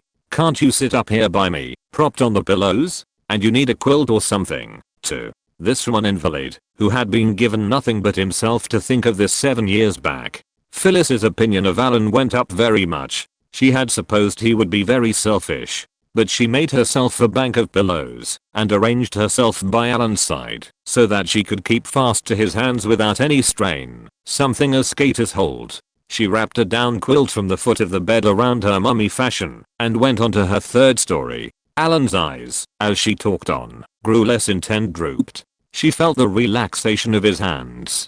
She went monotonously on, closing her own eyes just for a minute, as she finished her story. I've overslept the alarm," was Phyllis's first thought next morning when she woke. It must be. Where was she? So tired, so very tired, she remembered being, and telling someone an interminable story. She held her sleepy eyes wide open by willpower, and found that a silent, but evidently going clock hung in sight. 6:30. Then she hadn't overslept the alarm. But, she hadn't set any alarm. And she had been sleeping propped up in a sitting position, half on it was a shoulder. And she was rolled tight in a terracotta down quilt. She sat up with a jerk, fortunately a noiseless one, and turned to look. Then suddenly she remembered all about it, that jumbled, excited, hard-working yesterday which had held change, and death and marriage for her, and which she had ended by perching on poor Alan Harrington's bed, and sending him to sleep by holding his hands, and telling him children's stories. She must have fallen asleep after he did, and slid down on his shoulder. A wonder it hadn't disturbed him. She stole another look at him as he lay sleeping still, heavily and quietly. After all, she was married to him, and she had a perfect right to recite him to sleep if she wanted to. She unrolled herself cautiously and slid out like a shadow. She almost fell over poor Wallace, sleeping too in his clothes outside the door, on Alan's day couch. He came quickly to his feet, as if he were used to sudden waking. "Don't disturb Mr. Harrington," said Phyllis as staidly, as if she had been giving men servants orders in her slipper feet all her life. "He seems to be sleeping quietly." "Begging your pardon, Mrs. Harrington, but you haven't been giving him anything, have you?" asked Wallace. "He hasn't slept without a break for 2 hours to my knowledge, since I've been here, not without medicine." "Not a thing," said Phyllis, smiling with satisfaction. "He must have been sleeping nearly 3 hours now. I read him to sleep, or what amounted to it. I got his nerves quiet, I think. Please kill anybody that tries to wake him, Wallace." "Very good, ma'am," said Wallace gravely. "And yourself, ma'am?" "I'm going to get some sleep, too," she said.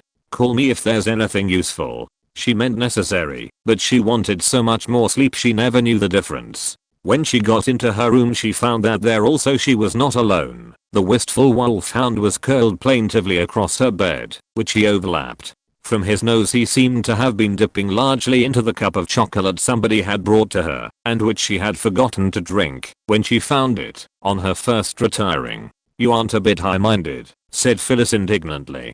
She was too sleepy to do more than shove him over to the back of the bed. "All the beds here are so full," she complained sleepily, and crawled inside, and never woke again till nearly afternoon. There was all the grave business to be done, in the days that followed, of taking Mrs. Harrington to a quiet place beside her husband, and drawing together again the strings of the disorganized household. Phyllis found herself whispering over and over again, "The sweeping up the heart, and putting love away we shall not need to use again, until the judgment day." And with all there was to see after, it was some days before she saw Alan again, more than to speak to brightly as she crossed their common sitting room. He did not ask for her. She looked after his comfort faithfully, and tried to see to it that his man Wallace was all he should be, a task which was almost hopeless from the fact that Wallace knew much more about his duties than she did, even with Mrs. Harrington's painstakingly detailed notes to help her. Also his attitude to his master was of such untiring patience and worship that it made Phyllis feel like a rude outsider interfering between man and wife. However, Wallace was inclined to approve of his new mistress, who was not fussy, seemed kind, and had given his beloved Mr. Allen nearly 3 hours of unbroken sleep. Allen had been a little better ever since. Wallace had told Phyllis this, but she was inclined to think that the betterment was caused by the countershock of his mother's death, which had shaken him from his lethargy, and perhaps even given his nerves a better balance. And she insisted that the pink paper stay on the electric lights. After about a week of this, Phyllis suddenly remembered that she had not been selfish at all yet. Where was her rose garden, the garden she had married the wolfhound and Alan and the checkbook for? Where were all the things she had intended to get? The only item she had bought as yet ran on the charge account she had taken over with the rest. 1 dozen check dish towels, and Mrs. Clancy, the housekeeper's pressing demand was responsible for these. "It's certainly time I was selfish," said Phyllis to the wolfhound, who followed her around unendingly, as if she had patches of sunshine in her pocket. Glorious patches, fit for a life-sized wolfhound. Perhaps he was grateful, because she had ordered him long daily walks. He wagged his tail now as she spoke, and rubbed himself curvingly against her. He was a rather affected dog. So Phyllis made herself out a list in a superlatively neat library hand. 1 string of blue beads. 1 lot of very fluffy summer frocks with flowers on them. 1 rose garden. 1 banjo and a self-teacher. And a soundproof room. 1 set Arabian Nights. 1 set of Stevenson, all but his novels. Ever so many Maxfield Parrish pictures full of Prussian blue skies. A house to put them in, with fireplaces. A ladies' size motor car that likes me. A plain cat with a tame disposition. A hammock. A sundial. But that might be thrown in with the garden. A gold watch bracelet. All the colored satin slippers I want. A room big enough to put all father's books up. It looked shamelessly long, but Phyllis's discretionary powers would cover it, she knew. Mrs. Harrington's final will, while full of advice, had been recklessly trusting.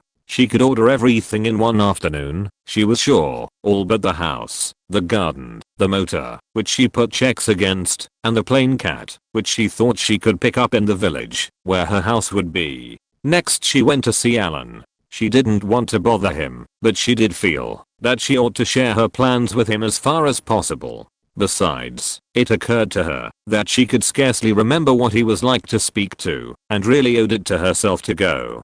She fluffed out her hair loosely, put on her pale green gown that had clinging lines, and pulled some daffodils through her sash. She had resolved to avoid anything somber where Alan was concerned, and the green gown was very becoming. Then, armed with her list and a pencil, she crossed boldly to the couch, where her crusader lay in the old attitude, moveless and with half-closed eyes. "Alan," she asked, standing above him, "do you think you could stand being talked to for a little while?" "Why yes," said Alan, opening his eyes a little more. "Wallace, get MRS. Harrington a chair." He said the name haltingly, and Phyllis wondered if he disliked her having it. She dropped down beside him, like a smiling touch of spring in the dark room. "Do you mind their calling me that?" she asked. "If there's anything else they could use." "Mother made you a present of the name," he said, smiling faintly. "No reason why I should mind." "All right," said Phyllis cheerfully. After all, there was nothing else to call her. Speaking of her, the servants, she knew, generally said the young madam, as if her mother-in-law were still alive. "I want to talk to you about things," she began, and had to stop to deal with the wolfhound, who was trying to put both paws on her shoulders. "Oh, Ivan, get down, honey. I wish somebody would take a day off sometime to explain to you that you're not a lapdog.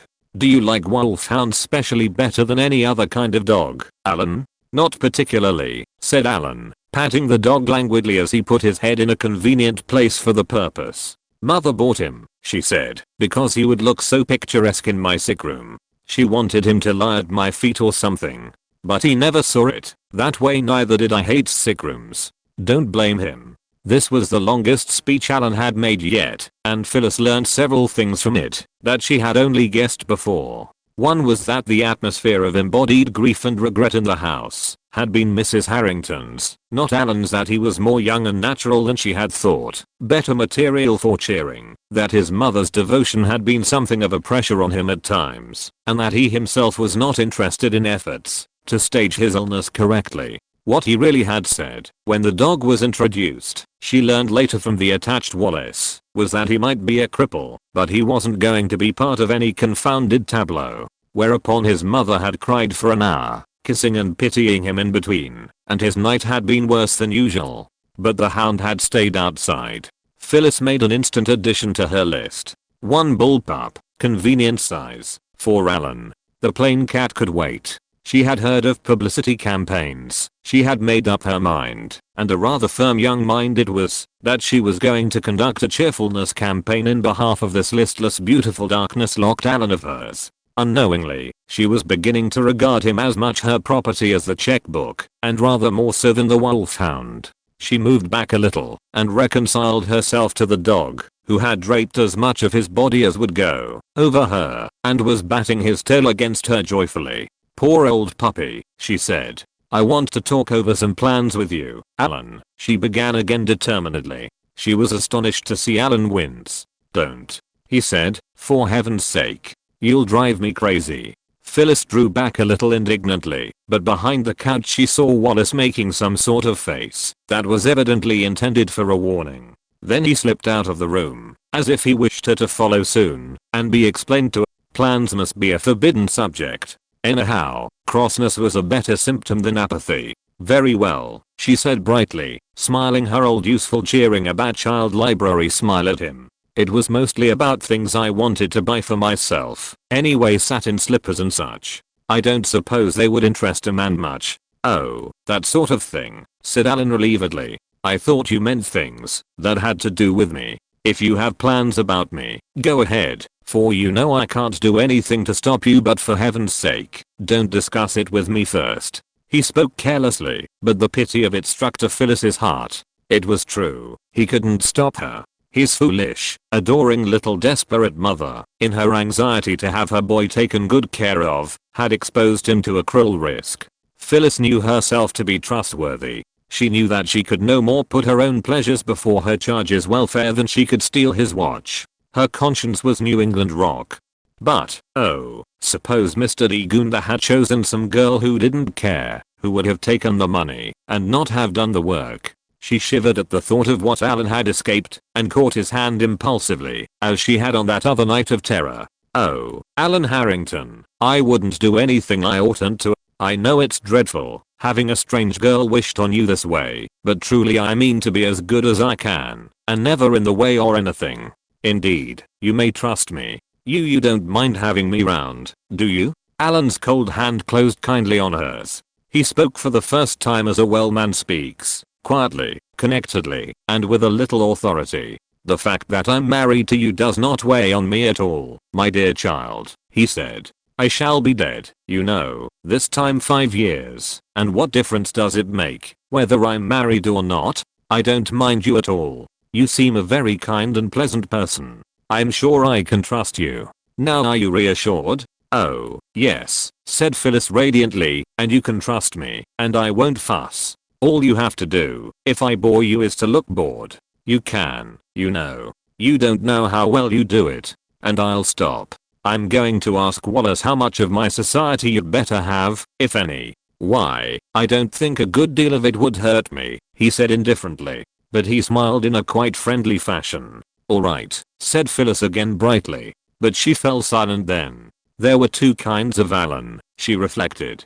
This kind of Alan, who was very much more grown up and wise than she was, and of whom she still stood a little in awe, and the little boy Alan who had clung to her in nervous dread of the dark the other night, whom she had sent to sleep with children's stories. She wondered which was real, which he had been, when he was well. I must go now, and have something out with Mrs. Clancy, she said, smiling and rising. She's perfectly certain carpets have to come up when you put down mattings, and I'm perfectly certain they don't. She tucked the despised list, to which she had furtively added her bullpup, into her sleeve, took her hand from his and went away. It seemed to Alan that the room was a little darker. 9th outside the sitting room door stood Wallace, who had been lying in wait. I wanted to explain, madam, about the plans, he said. It worries Mr. Allen. You see, madam, the late Mrs. Harrington was a great one for plans. She had, if I may say so, a new one every day, and she'd argue you deaf, dumb, and blind not to speak ill of the dead till you were fair beat out fighting it. Then you'd settle down to it, and next day there'd be another one, with Mrs. Harrington rooting for it just as hard, and you, with your mouth fixed for the other plan, so to speak, would have to give in to that. The plan she happened to have last always went through, because she fought for that as hard as she had for the others, and you were so bothered by then you didn't care what. Wallace's carefully impersonal servant English had slipped from him, and he was talking to Phyllis as man to man, but she was very glad of it. These were the sort of facts she had to elicit. When Mr. Allen was well, he went on, he used to just laugh and say, "Alright, mother darling," and pet her, and do his own way. He was always laughing and carrying on then, Mr. Allen, but after he was hurt, of course, he couldn't get away, and the old madam, she'd sit by his couch by the hour, and he nearly wild, making plans for him. She'd spend weeks planning details of things over and over, never getting tired. And then off again to the next thing. It was all because she was so fond of him, you see. But if you'll pardon my saying so, Madam Wallace was resuming his manservant manners. It was not always good for Mr. Allen. I think I understand, said Phyllis thoughtfully, as she and the wolfhound went to interview Mrs. Clancy. So that was why. She had imagined something of the sort. And she herself was doubtless the outcome of one of Mrs. Harrington's long detailed plans, insisted on to Alan till he had acquiesced for quiet's sake. But he said now he didn't mind. She was somehow sure he wouldn't have said it if it had not been true. Then Wallace's other words came to her. He was always laughing then, and suddenly there surged up in Phyllis a passionate resolve to give Alan back at least a little of his lightness of heart. He might be going to die, though she didn't believe it, but at least she could make things less monotonous and dark for him, and she wouldn't offer him plans. And if he objected when the plans rose up and hit him, why, the shock might do him good. She thought she was fairly sure of an ally in Wallace. She cut her interview with Mrs. Clancy short. Alan, lying motionless, caught a green flash of her, crossing into her room to dress, another blue flash as she went out, dropped his eyelids, and crossed his hands to doze a little, an innocent and unwary crusader. He did not know it, but a plan was about to rise up and hit him. The bride his mother had left him as a parting legacy had gone out to order a string of blue beads, a bullpup, a house, a motor, a banjo, and a rose garden. As she went she added a talking machine to the list, and he was to be planted in the very center of everything. Seems like a nice girl, Wallace, said Alan dreamily. And the discreet Wallace said nothing, though he knew a good deal about his mistress's shopping list. Yes, Mr. Allen, he conceded. It was Phyllis Harrington's firm belief that Mr. D. Gunther could produce anything anybody wanted at any time, or that if he couldn't his wife could. So it was to him that she went on her quest for the rose garden, with its incidental house. The rest of the items she thought she could get for herself. It was nearly the last of April, and she wanted a well-heated elderly mansion, preferably colonial, not too unwieldily large, with as many rose trees around it as her discretionary powers would stand. And she wanted it as near, and as soon as possible. By the help of Mr. D. Gunther, amused but efficient, Mrs. D. Gunther, efficient but sentimental, and an agent who was efficient merely, she got very nearly what she wanted. Money could do a great deal more than a country minister's daughter had ever had any way of imagining. By its aid she found it possible to have furniture bought and placed inside a fortnight, even to a list of books set up in sliding sectional cases. She had hoped to buy those cases someday, one at a time, and getting them at one fell swoop seemed to her more arrogantly opulent than the purchase of the house and grounds, than even the big shiny Victrola. She had bought that herself, before there was a house to put it in, going on the principle that all men not professional musicians have a concealed passion for music that they can create themselves by merely winding up something. And to anticipate, she found that as far as Alan was concerned she was quite right. But why do you take this very radical step, my dear? Asked Mrs. D. Gunther gently, as she helped Phyllis choose furniture. I'm going to try the only thing Alan's mother seems to have omitted, said Phyllis dauntlessly. A complete change of surroundings. Oh, my dear, breathed Mrs. D. Gunther. It may help poor Alan more than we know. And dear Angela did discuss moving often, but she could never bear to leave the city house, where so many of her dear ones have passed away. Well, none of my dear ones are going to pass away there, said Phyllis irreverently, unless Mrs. Clancy wants to. I'm not even taking any servants but Wallace. The country house doesn't need any more than a cook, a chambermaid, and outdoor man. Mrs. Clancy is getting them. I told her I didn't care what age or color she chose, but they had to be cheerful. She will stay in the city and keep the others straight in something she calls board wages. I'm starting absolutely fresh. They were back at Mrs. D. Gunther's house by the time Phyllis was done telling her plans. Phyllis sitting in the identical pluffy chair where she had made her decision to marry Alan. Mrs. D. Gunther sprang from her own chair and came over and impulsively kissed her. God bless you, dear, she said. I believe it was heaven that inspired Albert and myself to choose you to carry on poor Angela's work. Phyllis flushed indignantly. I'm undoing a little of it, I hope, she said passionately. If I can only make that poor boy forget some of those dreadful years she spent crying over him, I shan't have lived in vain. Mrs. D. Gunther looked at Phyllis earnestly and, most unexpectedly, burst into a little tinkling laugh. My dear, she said mischievously, what about all the fine things you were going to do for yourself to make up for being tied to poor Alan? You should really stop being unselfish and enjoy yourself a little. Phyllis felt herself flushing crimson. Elderly people did seem to be so sentimental. I've bought myself lots of things, she defended herself. Most of this is really for me, and I can't help being good to him. It's only common humanity. I was never so sorry for anybody in my life. You'd be too, if it were Mr. D. Gunther. She thought her explanation was complete, but she must have said something that she did not realize. For Mrs. D. Gunther only laughed her little tinkling laugh again, and as is the fashion of elderly people kissed her. I would, indeed, my dear, said she. Alan Harrington lay in his old attitude on his couch in the darkened day room, his tired, clear-cut face a little thrown back, eyes half closed.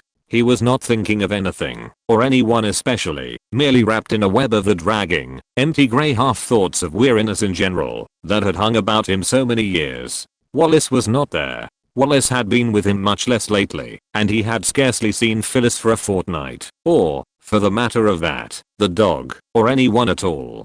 Something was going on, he supposed, but he scarcely troubled himself to wonder what. The girl was doubtless making herself boudoirs or something of the sort in a new part of the house. He closed his eyes entirely, there in the dusky room, and let the web of dreary grey formless thought wrap him again.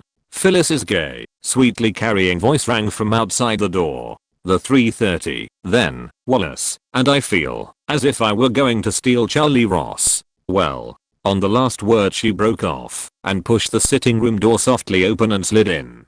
She walked in a pussycat fashion which would have suggested to anyone watching her a dark burden on her conscience. She crossed straight to the couch, looked around for the chair that should have been by it but wasn't, and sat absently down on the floor. She liked floors. "Alan," she said. No answer. "Alan Harrington." Still none. Alan was half asleep, or what did instead, in one of his abstracted moods. "Alan Harrington." This time she reached up and pulled at his heavy silk sleeve as she spoke. "Yes," said Alan courteously, as if from an infinite distance. "Would you mind," asked Phyllis guilelessly, "if Wallace we moved you a little? I can tell you all about everything, unless you'd rather not have the full details of the plan." "Anything," said Alan wearily from the depths of his grey cloud, "only don't bother me about it." Phyllis jumped to her feet, a whirl of gay blue skirts and cheerfully tossing blue feathers. "Goodbye, dear Crusader," she said with a catch in her voice that might have been either a laugh or a sob. "The next time you see me, you'll probably hate me. Wallace." Wallace appeared like the slave of the lamp.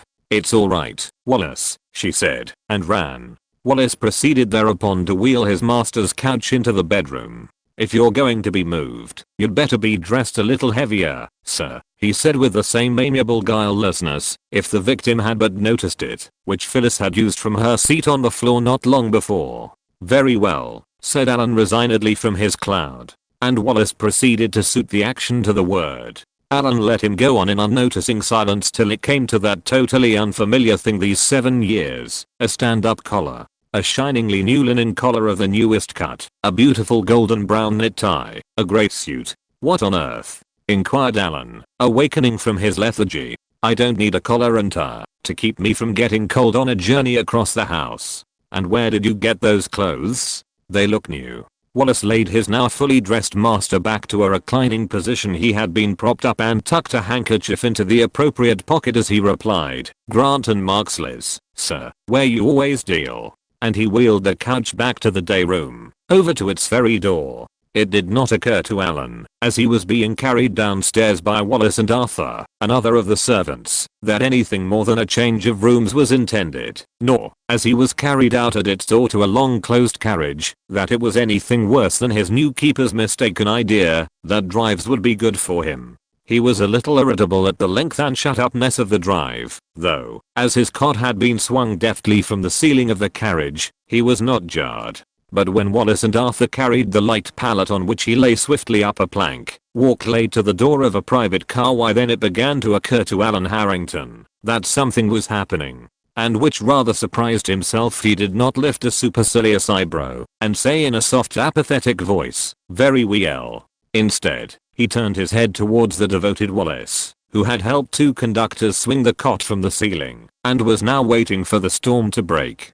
And what he said to Wallace was this: "What the deuce does this tomfoolery mean?" As he spoke he felt the accumulated capacity for temper of the last 7 years surging up toward Wallace, and Arthur, and Phyllis, and the carriage horses, and everything else, down to the 2 conductors. Wallace seemed rather relieved than otherwise. Waiting for a storm to break is rather wearing. "Well, sir, Mrs. Harrington," she thought, "sir, that a little move would do you good. And you didn't want to be bothered, sir." "Bothered?"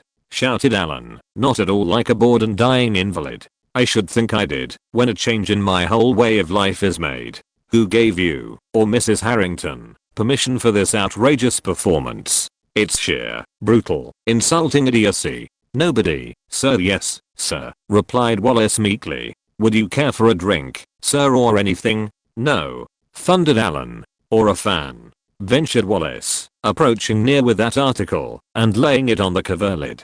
Alan's hand snatched the fan angrily and, before he thought he had hurled it at Wallace. Weakly, it is true, for it lighted ingloriously about 5 feet away, but he had thrown it, with a movement that must have put to use the muscles of the long disused upper arm. Wallace sat suddenly down, and caught his breath. "Mr. Allen," he said. "Do you know what you did then? You threw, and you haven't been able to use more than your forearm before." "Oh, Mr. Allen, you're getting better." Allen himself lay in astonishment at his feet, and forgot to be angry for a moment. "I certainly did," he said. "And the way you lost your temper," went on Wallace enthusiastically. "Oh, Mr. Allen, it was beautiful. You haven't been more than to say snarly since the accident. It was so like the way you used to throw hairbrushes."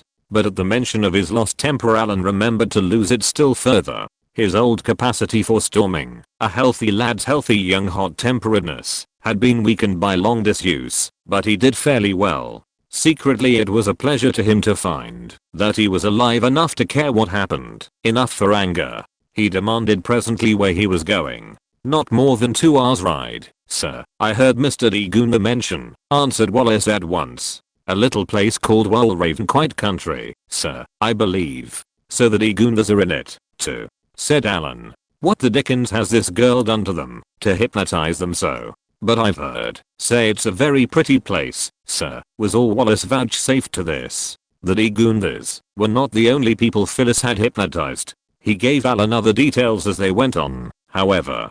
His clothes and personal belongings were coming on immediately. There were 2 suitcases, perhaps he had noticed, in the car with them. The young madam was planning to stay all the summer, he believed. Mrs. Clancy had been left behind to look after the other servants, and he understood that she had seen to the engagement of a fresh staff of servants for the country. And Allen, still awakened by his fit of temper, and fresh from the monotony of his 7 years' seclusion, found all the things Wallace could tell him very interesting. Phyllis's Rose Garden house had, among other virtues, the charm of being near the little station, a new little mission station which had apparently been called Walraven by some poetic young real estate agency, for the surrounding countryside looked countrified enough to be a Gray's Corners, or Smith's Crossing, or some other such placid old country name. There were more trees to be seen in Allen's quick passage from the train to the long old carryall, whose seats had been removed to make room for his cot, than he had remembered existed. There were sleepy birds to be heard too, talking about how near sunset and their bedtime had come, and a little brook splash somewhere out of sight. Altogether spring was to be seen, and heard and felt, winningly insistent. Allen forgave Wallace, not to speak of Phyllis and the conductors, to a certain degree. He ordered the flapping black oilcloth curtain in front, rolled up so he could see out, and secretly enjoyed the drive, unforeseen though it had been. His spine never said a word. Perhaps it too enjoyed having a change from a couch in a dark city room. They saw no one in their passage through the long low old house. Phyllis evidently had learned that Allen didn't like his carryings about done before people. Wallace seemed to be acting under a series of detailed orders. He and Arthur carried their master to a long well-lighted room at the end of the house, and deftly transferred him to a couch much more convenient, being newer than the old one. On this he was wheeled to his adjoining bedroom, and when Wallace had made him comfortable there, he left him mysteriously for a while. It was growing dark by now, and the lights were on. They were rose-shaded, Allen noticed, as the others had been at home. Allen watched the details of his room with that vivid interest in little changes which only invalids can know. There was an old-fashioned landscape story paper on the walls, with very little repeat over it, but not where they interfered with tracing out the adventures of the paper people, were a good many pictures, quite incongruous, for they were of the Remington type men-like, but pleasant to see nevertheless. The furniture was chintz-covered and gay. There was not one thing in the room to remind a man that he was an invalid. It occurred to Allen that Phyllis must have put a good deal of deliberate work on the place. He lay contentedly, watching the grate fire, and trying to trace out the story of the paper, for at least a half hour. He found himself, at length, much to his own surprise, thinking with a certain longing of his dinner tray. He was thinking of it more and more interestedly by the time Wallace Trailus came back.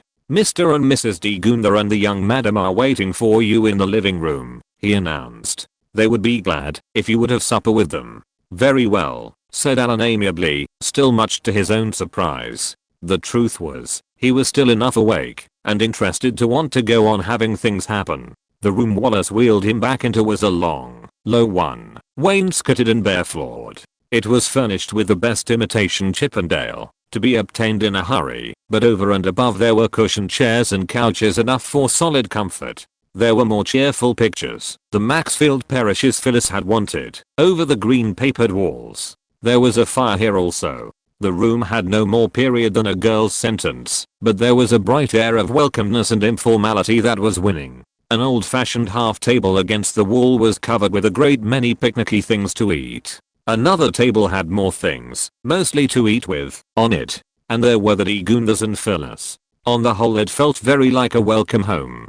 Phyllis, in a satiny rose-colored gown he had never seen before, came over to his couch to meet him. She looked very apprehensive and young and wistful for the role of bold bad hypnotist. She bent towards him with her hand out, seemed about to speak, then backed, flushed, and acted as if something had frightened her badly. Is she as afraid of me as all that? Thought Alan. Wallace must have given her a lurid account of how he had behaved. His quick impulse was to reassure her. Well, Phyllis, my dear, you certainly didn't bother me with plans this time, he said, smiling. This is a bully surprise. I'm glad you like it, said his wife shyly, still backing away. Of course he'd like it, said Mrs. de Goonda's kind staccato voice behind him.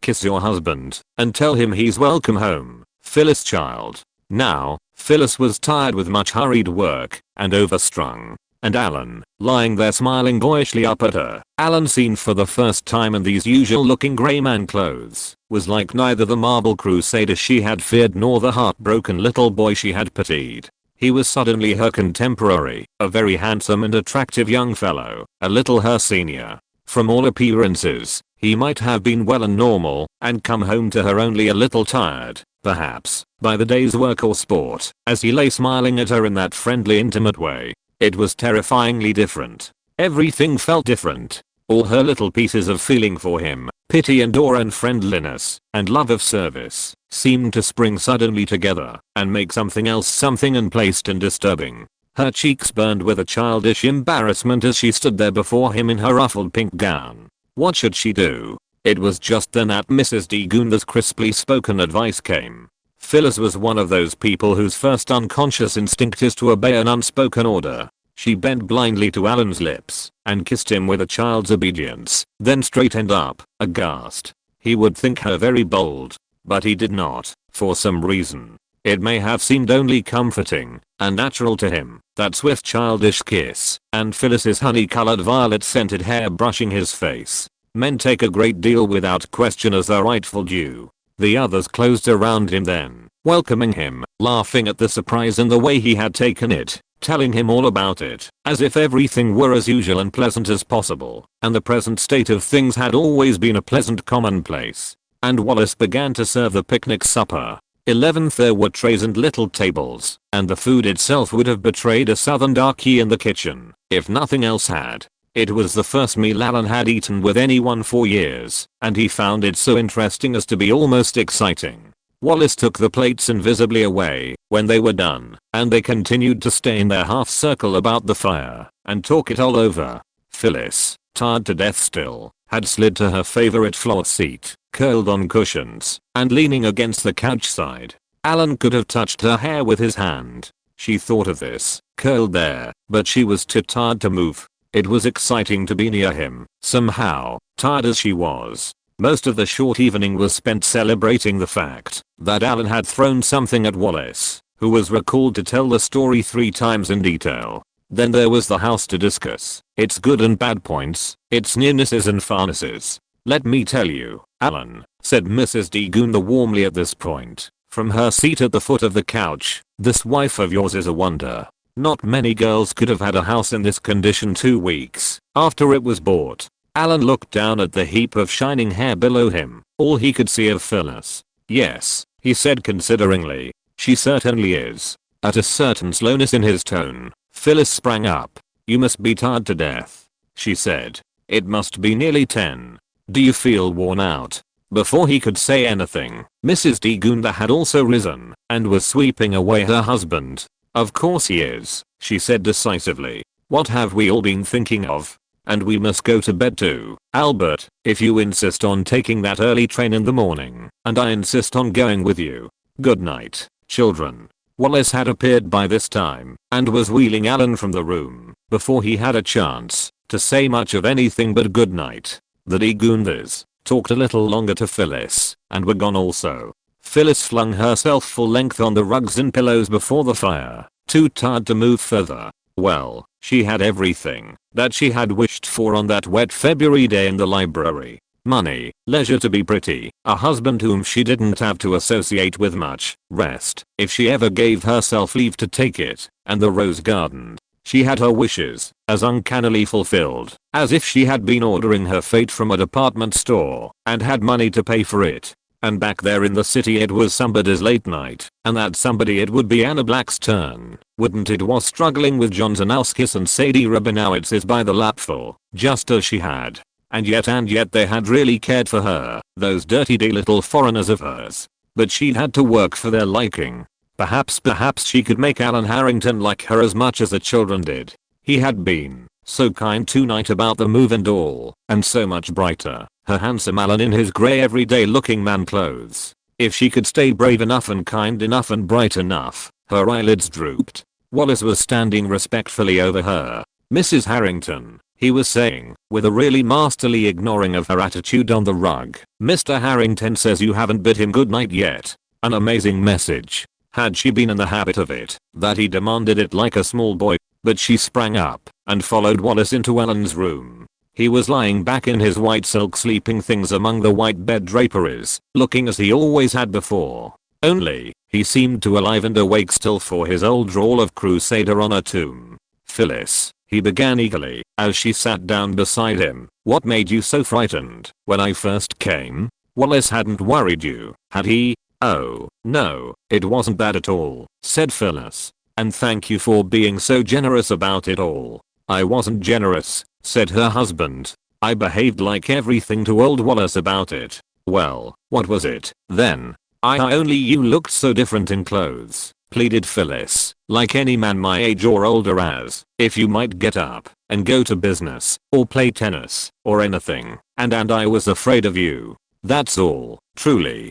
She was sitting on the bed's edge, her eyes down, her hands quivering in her lap, the picture of a schoolgirl who isn't quite sure whether she's being good or not. Why, that sounds truthful, said Alan, and laughed. It was the first time she had heard him, and she gave a start.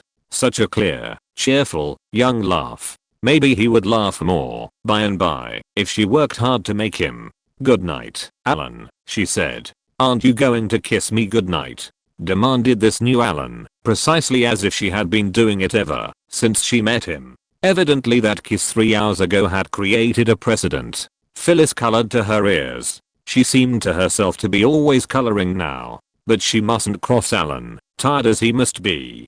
Good night, Alan, she said again sedately, and kissed his cheek as she had done a month ago years ago when they had been married. Then she fled. Wallace, said his master dreamily, when his man appeared again, I want some more eel clothes. Tired of sleeping suits. Get me some please.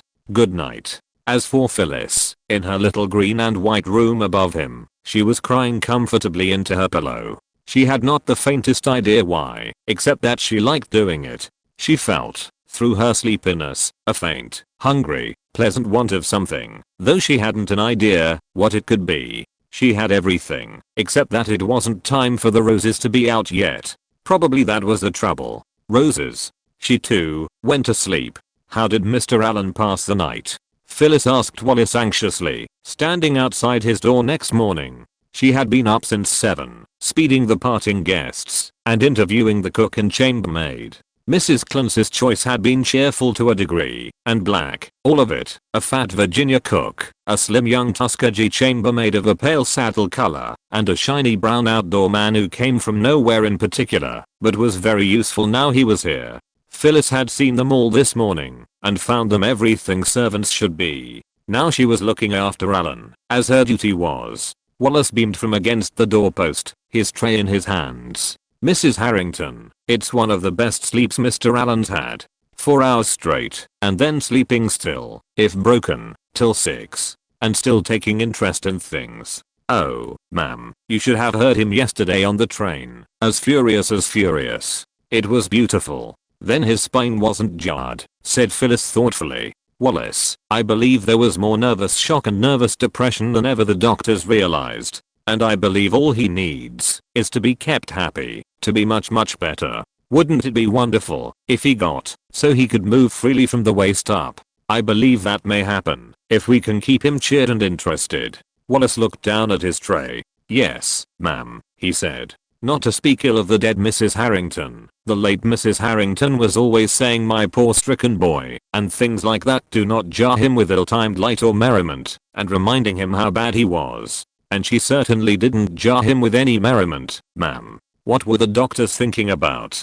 Demanded Phyllis indignantly. Well, ma'am, they did all sorts of things to poor Mr. Allen for the first year or so. And then, as nothing helped, and they couldn't find out what was wrong to have paralyzed him, so he begged to have them stopped hurting him. So we haven't had one for the past 5 years. I think a masseur and a wheelchair are the next things to get, said Phyllis decisively. And remember, Wallace, there's something the matter with Mr. Allen's shutters. They won't always close the sunshine out as they should.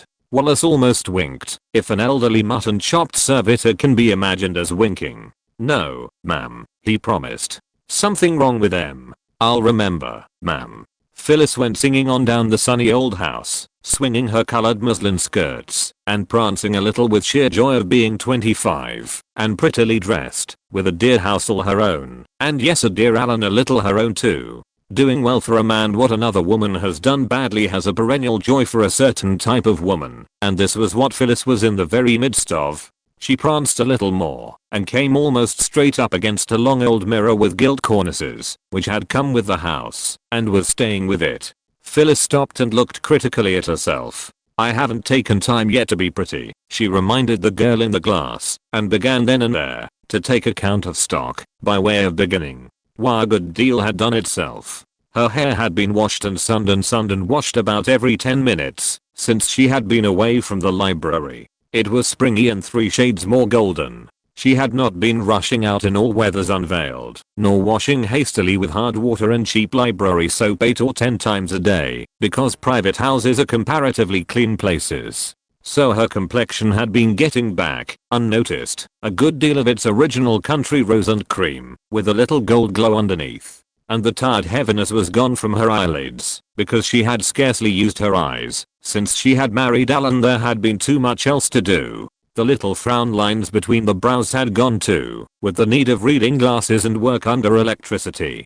She was more rounded, and her look was less intent. The strained library teacher look was gone. The luminous long blue eyes in the glass looked back at her girlishly. Would you think we were 25 even? They said. Phyllis smiled irrepressibly at the mirrored girl. Jasm, said the rich and comfortable voice of Liliana, the cook, from the dining room door. You surely is pretty. Jasm, a lady wants to stay pretty when she's married. You don't look much mon a bride, ma'am, and that's a fact. Does you want Yodiness brought into the sitting room regular till the gem manjits well? Yes no yes for the present, anyway, said Phyllis, with a mixture of confusion and dignity. Fortunately the doorbell chose this time to ring. A business-like young messenger with a rocking crate wanted to speak to the madam. The last item on Phyllis's shopping list had come. The wolfhound's doing fine, ma'am, the messenger answered in response to her questions. Like a different dog already. All he needed was exercise and a little society.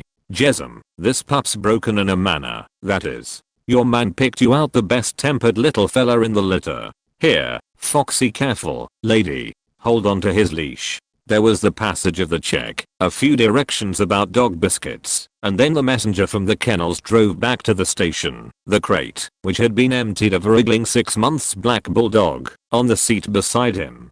12 Alan, lying at the window of the sunny bedroom, and wondering if they had been having springs like this all the time he had lived in the city, heard a scuffle outside the door. His wife's voice inquired breathlessly of Wallace. Can Mr. Allen see me? Oh, gracious don't, Foxy, you little black gargoyle. Open the door, or shut it quick, Wallace. But the door, owing to circumstances over which nobody but the black dog had any control, flew violently open here, and Alan had a flying vision of his wife, flushed, laughing, and badly mussed, being railroaded across the room by a prancingly exuberant French bull at the end of a leash. He's a cheerful dog, panted Phyllis, trying to bring Foxy to anchor near Alan, and I don't think he knows how to keep still long enough to pose across your feet. He wouldn't become the men how he's a real man dog, Alan, not an interior decoration. Oh, Wallace, he has Mr. Alan's slipper. Foxy, you little fraud. Did him want a drink, angel puppy? Did you get him for me, Phyllis? Asked Alan when the tumult and the shouting had died, and the caracoling Foxy had buried his hideous little black pansy face in a costly bellic dish of water. Yes, gasped Phyllis from her favorite seat, the floor, but you needn't keep him, unless you want to. I can keep him where you'll never see him, can't I, honey dog gumps? Only I thought he'd be company for you, and don't you think he seems cheerful? Alan threw his picturesque head back on the cushions, and laughed. Cheerful, he said. Most assuredly. Why thank you, ever so much, Phyllis. You're an awfully thoughtful girl. I always did like bulls. Had one in college, a Nelson. Come here, you little rascal. He whistled, and the puppy lifted its muzzle from the water, made a dripping dash to the couch, and scrambled up over Alan, as if they had owned each other since birth. Never was a dog less weighed down by the glories of ancestry. Alan pulled the flopping bat ears with his most useful hand, and asked with interest, why on earth did they call a French bull Foxy? Yes, sir, said Wallace. I understand, sir, that he was the most active and playful of the litter, and chewed up all his brother's ears, sir. And the kennel people thought it was so clever that they called him Foxy, the best tempered dog in the litter, cried Phyllis, bursting into helpless laughter from the floor. That doesn't mean he's bad tempered, explained Master and Man eagerly together. Phyllis began to see that she had bought a family pet as much for Wallace as for Alan. She left them adoring the dog with that reverent emotion which only very ugly bulldogs can wake in a man's breast, and flitted out, happy over the success of her new toy for Alan. Take him out when he gets too much for Mr. Alan, she managed to say softly to Wallace as she passed him. But, except for a run or so for his health, Wallace and Alan between them kept the dog in the bedroom most of the day. Phyllis, in one of her flying visits, found the little fellow, tired with play, dog biscuits, and other attentions, snuggled down by his master, his little crumpled black muzzle on the pillow close to Alan's contented, sleeping face. She felt as if she wanted to cry. The pathetic lack of interests which made the coming of a new little dog such an event. Before she hung one more picture, before she set up even a book from the boxes, which had been her father's, before she arranged one more article of furniture, she telephoned to the village for the regular delivery of 4 daily papers, and a half dozen of the most masculine magazines she could think of on the library lists. She had never known of Alan's doing any reading. That he had cared for books before the accident, she knew. At any rate, she was resolved to leave no point uncovered that might, just possibly might, help her Alan just a little way to interest in life, which she felt to be the way to recovery. He liked being told stories too, anyway. Do you think Mr. Alan will feel like coming into the living room today? She asked Wallace, meeting him in the hall about 2 o'clock. Why, he's dressed, ma'am, was Wallace's astonishing reply, and him and the pup is having a fine game of play. He's got more use of that hand and arm, ma'am, than we thought. Do you think he'd care to be wheeled into the living room about 4? Asked Phyllis. 40, ma'am? Inquired Wallace, beaming. I should think so, ma'am. I'll ask, anyhow.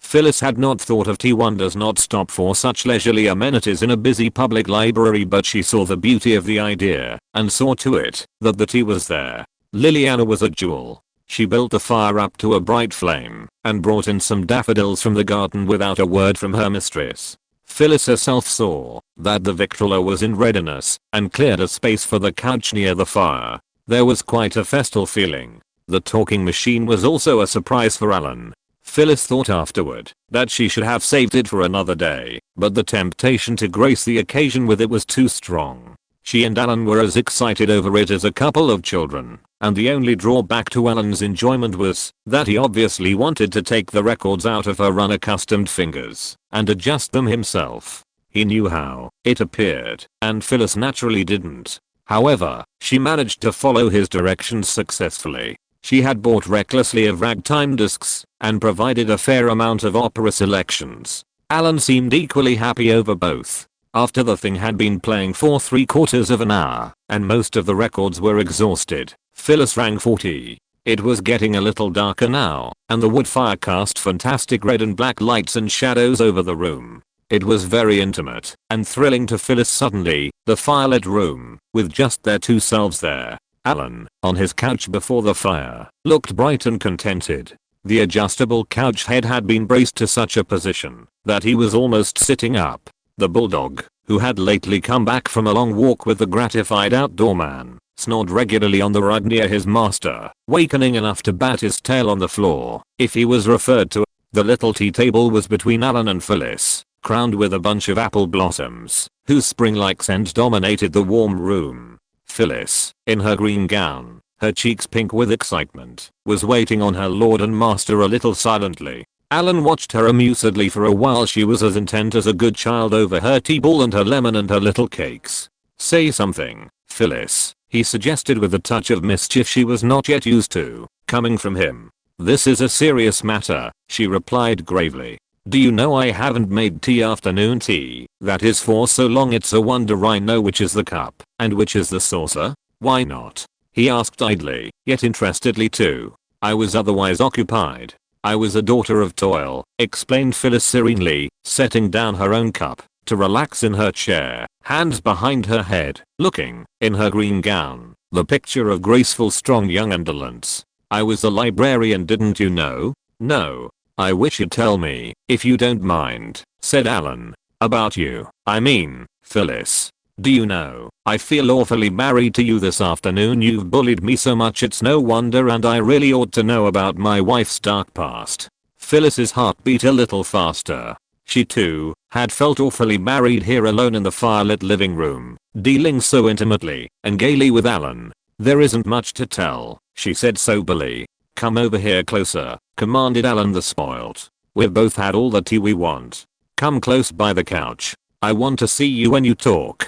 Phyllis did as he ordered. "I was a New England country minister's daughter," she began. "New England country ministers always know lots about Greek and Latin, and how to make $1 do the work of 175, but they never have any dollars left when the doing's over. Father and I lived alone together always, and he taught me things, and I petted him. Fathers need it, especially when they have country congregations, and we didn't bother much about other folks. Then he died. I was 18, and I had $600. I couldn't do arithmetic, because father had always said it was left out of my head, and I needn't bother with it. So I couldn't teach. Then they said, 'You like books, and you'd better be a librarian.' As a matter of fact, a librarian never gets a chance to read, but you can't explain that to the general public. So I came to the city and took the course at library school. Then I got a position in the Greenway branch, 2 years in the circulating desk, 4 in the cataloging room, and 1 in the children's department. The short and simple annals of the poor." "Go on," said Alan. "I believe it's merely that you like the sound of the human voice," said Phyllis, laughing. "I'm going to go on with the story of the 5 little pigs. You will enjoy it just as much." "Exactly," said Alan. "Tell me what it was like in the library, please." "It was rather interesting," said Phyllis, yielding at once.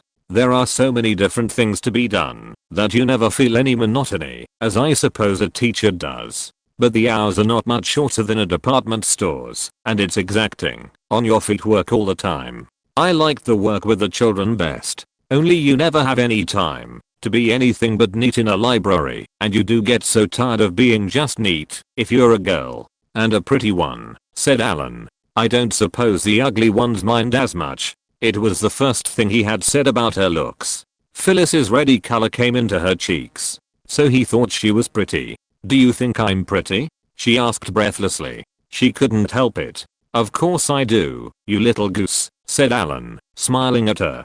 Phyllis plunged back into the middle of her story. "You see, you can't sit up nights to so much, or practice doing your hair new ways, because you need all your strength to get up when the alarm clock barks next morning. And then, there's always the money worry, if you have nothing but your salary. Of course, this last year, when I've been getting $50 a month, things have been alright. But when it was only $30 a month in the circulation, well, that was pretty hard pulling," said Phyllis thoughtfully. "But the worst Alan was waking up nights and wondering what would happen if you broke down for a long time.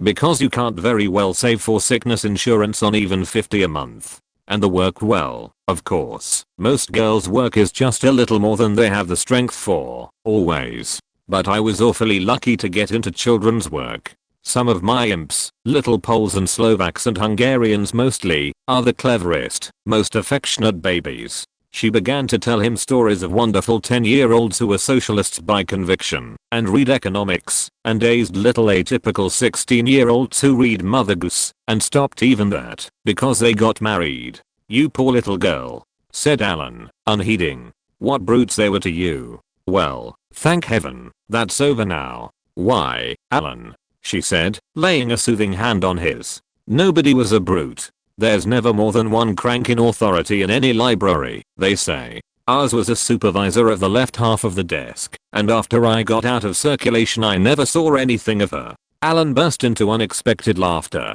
"It sounds like a Chinese title of honor," he explained.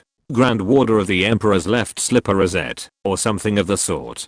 The desk's where you get your books stamped," she explained, "and the two shifts of girls who attend to that part of the work each have a supervisor, the right and left halves. The one that was horrid had favorites, and snapped at the ones that weren't. I wasn't under her, though. My supervisor was lovely, an Irish woman with the most florid hats, and the kindest, most just disposition, and always laughing. We all adored her, she was so fair-minded." "You think a good deal about laughing," said Alan thoughtfully. "Does it rank as a virtue in libraries, or what?" "You have to laugh," explained Phyllis. "If you don't see the laugh side of things, you see the cry side. And you can't afford to be unhappy if you have to earn your living.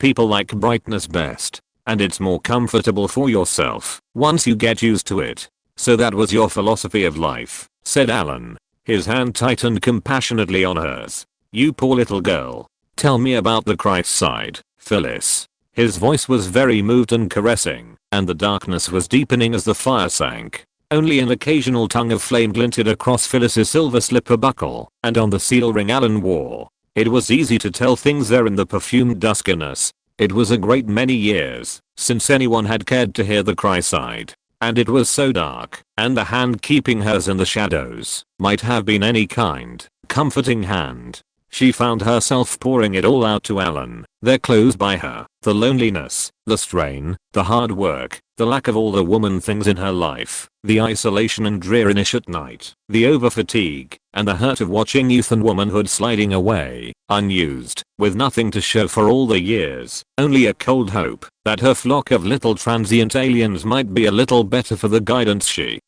could give them. Years hence, in rustic speech, a phrase, as in rude earth a Grecian vase. And then, that wet, discouraged day in February, and the vision of Eva Atkinson, radiantly fresh and happy, kept young and pretty, by unlimited money and time. "Her children were so pretty," said Phyllis wistfully, "and mine, dear little villains, were such dirty, untaught, rude little things. Oh, it sounds snobbish, but I'd have given everything I had to have a dainty, clean little lady child throw her arms around me and kiss me, instead of my pet little handsome sticky Polish Jewess. Up at home everything had been so clean, and old and still, that you always could remember it had been finished for 300 years. And father's clean, still old library." Phyllis did not know how she was revealing to Alan the unconscious motherhood in her, but Alan, femininely sensitive to unspoken things from his long sojourn in the dark, Alan did. It was the mother instinct that she was spending on him, but mother instinct of a kind he had never known before,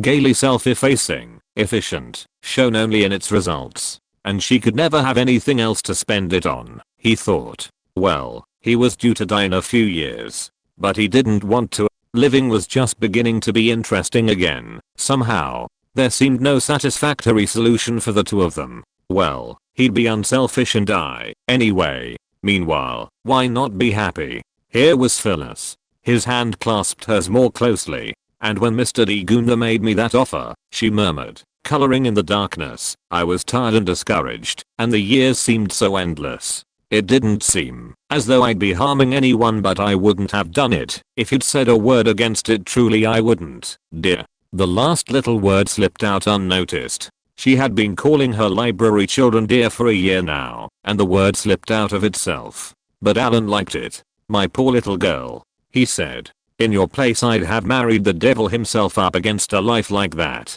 Then you don't mind?" asked Phyllis anxiously, as she had asked before. "No, indeed," said Alan, with a little unnecessary firmness. "I told you that, didn't I? I like it."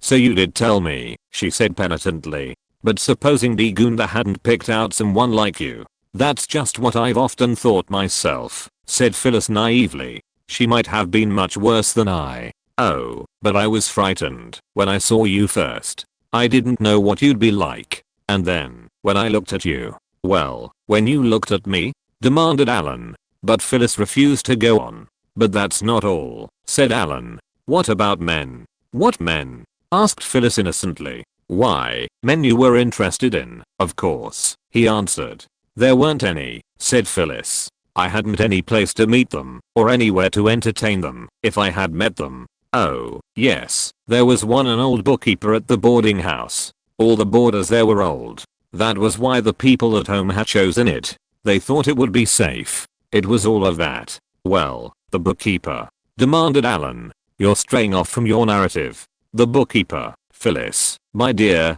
I'm telling you about him," protested Phyllis. "He was awfully cross because I wouldn't marry him, but I didn't see any reason why I should. I didn't like him especially, and I would probably have gone on with my work afterwards. There didn't seem to me to be anything to it for anyone but him, for of course I'd have had his mending and all that to do when I came home from the library, and I scarcely got time for my own. But he lost his temper fearfully because I didn't want to. Then, of course, men would try to flirt in the library, but the janitor always made them go out when you asked him to. He loved doing it." "Why, Alan, it must be 7 o'clock. Shall I turn on more lights?" "No." "Then you were quite as shut up in your noisy library as I was in my dark rooms," said Alan musingly. "I suppose I was," she said, "though I never thought of it before. You mustn't think it was horrid. It was fun, lots of it. Only, there wasn't any being a real girl in it." "There isn't much in this, I should think," said Alan savagely, "except looking after a big doll."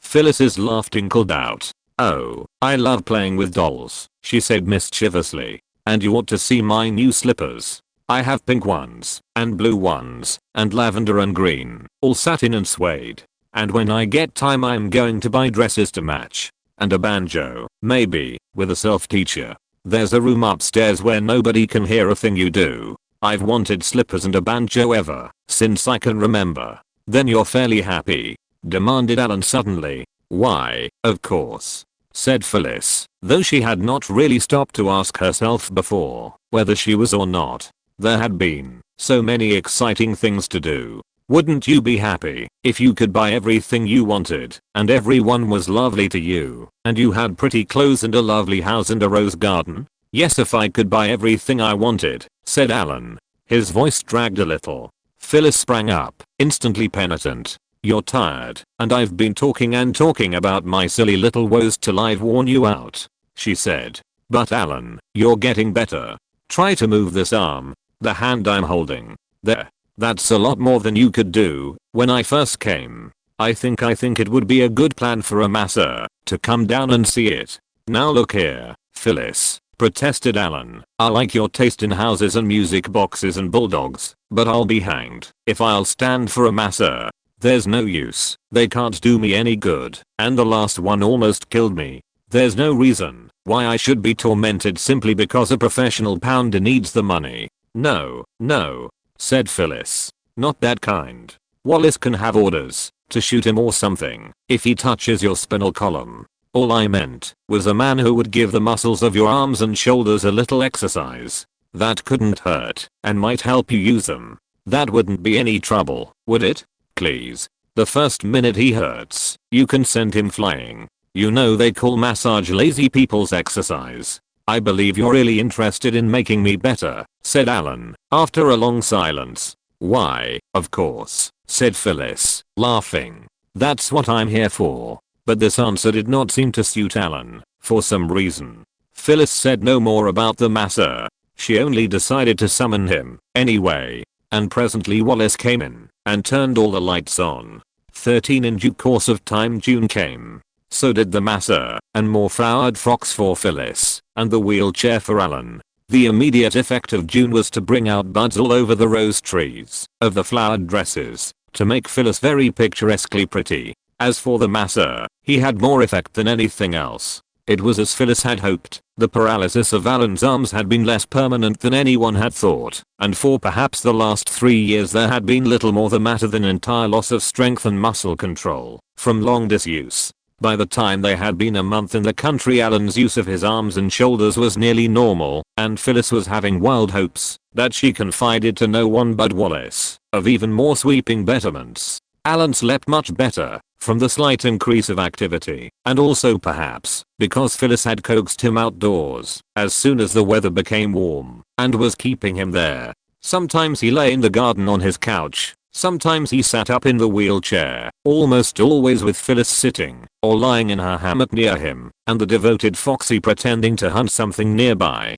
There were occasional fits of the old depression and silence, when Alan would lie silently in his own room with his hands crossed and his eyes shut, answering no one, not even Foxy. Wallace and Phyllis respected these moods and left him alone till they were over, but the adoring Foxy had no such delicacy of feeling. And it is hard to remain silently sunk in depression when an active small dog is imploring you by every means he knows to throw balls for him to run after. For the rest, Alan proved to have naturally a lighter heart and more carefree disposition than Phyllis. His natural disposition was buoyant. Wallace said that he had never had a mood in his life till the accident. His attitude to his wife became more and more a taking for granted affection and dependence. It is to be feared that Phyllis spoiled him badly. But it was so long since she had been needed by any one person as Alan needed her, and he had such lovable illogical masculine ways of being wronged if he didn't get the requisite amount of petting, and grateful for foolish little favors, and taking big ones for granted, that entirely, as Phyllis insisted to herself, from a sense of combined duty and grateful interest, she would have had her pretty head removed and sent him by parcel post if he had idly suggested his possible need of a girl's head sometime. And it was so heavenly, oh, but it was heavenly there in Phyllis's rose garden, with the colored flowers coming out, and the little green caterpillars roaming over the leaves, and pretty dresses to wear, and Foxy dog to play with, and Alan. Alan demanded, no, not exactly demanded, but expected and got so much of Phyllis's society in these days, that she had learned to carry on all her affairs, even the housekeeping, out in her hammock by his wheelchair or couch.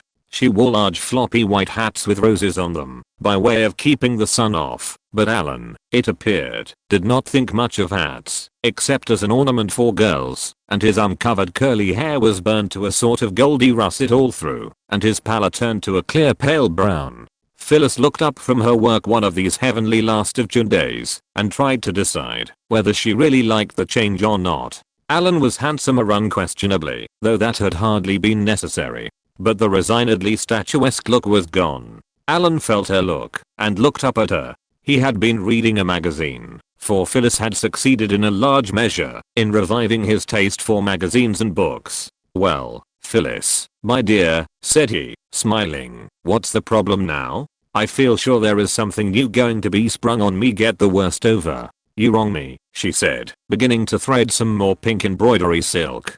I was only wondering whether I liked you as well tanned as I did when you were so nice and white back in the city. Cheerful thought, said Alan, laying down his magazine entirely. Shall I ring for Wallace and some peroxide? As you said the other day, I have to be approved of or I'm unhappy. Oh, it really doesn't matter, said Phyllis mischievously. You know, I married you principally for a rose garden, and that's lovely. I suppose I spoil the perspective, said Alan, unexpectedly ruffled. Phyllis leaned forward in her blossom-dotted draperies and stroked his hand, that long carven hand she so loved to watch. Not a bit, Alan, she said, laughing at him. You're exceedingly decorative. I remember the first time I saw you, I thought you looked exactly like a marble knight on a tomb. Alan the listless, tranced invalid of 4 months before threw his head back and shouted with laughter. I suppose I serve the purpose of garden statuary, he said. We used to have some horrors when I was a kid. I remember two awful bronze deer that always looked as if they were trying not to get their feet wet, and a floppy bronze dog we called Fido. He was meant for a Gordon setter, I think, but it didn't go much further than intention. Louise and I used to ride the deer. His face shadowed a little as he spoke, for nearly the first time, of the dead girl. Alan, Phyllis said, bending closer to him, all rosy and golden in her green hammock. Tell me about Louise Free if you don't mind talking about her. Would it be bad for you, do you think? Alan's eyes dwelt on his wife pleasurably. She was very real and near and lovable, and Louise Free seemed far away and shadowy in his thoughts. He had loved her very dearly and passionately, that boisterous handsome young Louise, but that gay boy life she had belonged to seemed separated now from this pleasant rose garden, with its golden-haired, wisely sweet young chatelaine, by thousands of black years. The blackness came back when he remembered what lay behind it. There's nothing much to tell, Phyllis, he said, frowning a little. She was pretty and full of life. She had black hair and eyes and a good deal of color. We were more or less friends all our lives, for our country places adjoined. She was 18 when it happened. 18, said Phyllis musingly. She would have been just my age. We won't talk about it, then, Alan. Well, Viola. The pretty Tuskegee chambermaid was holding out a tray with a card on it. The doctor, ma'am, she said. The doctor, echoed Alan, half vexed, half laughing. I knew you had something up your sleeve, Phyllis. What on earth did you have him for? Phyllis's face was a study of astonishment. On my honor, I hadn't a notion he was even in existence, she protested. He's not my doctor. He must have just growed, or else Liliana's called him in, suggested Alan sunnily. Bring him along, Viola. Viola produced him so promptly that nobody had time to remember the professional doctor's visits don't usually have cards, or thought to look at the card for enlightenment. So the surprise was complete when the doctor appeared.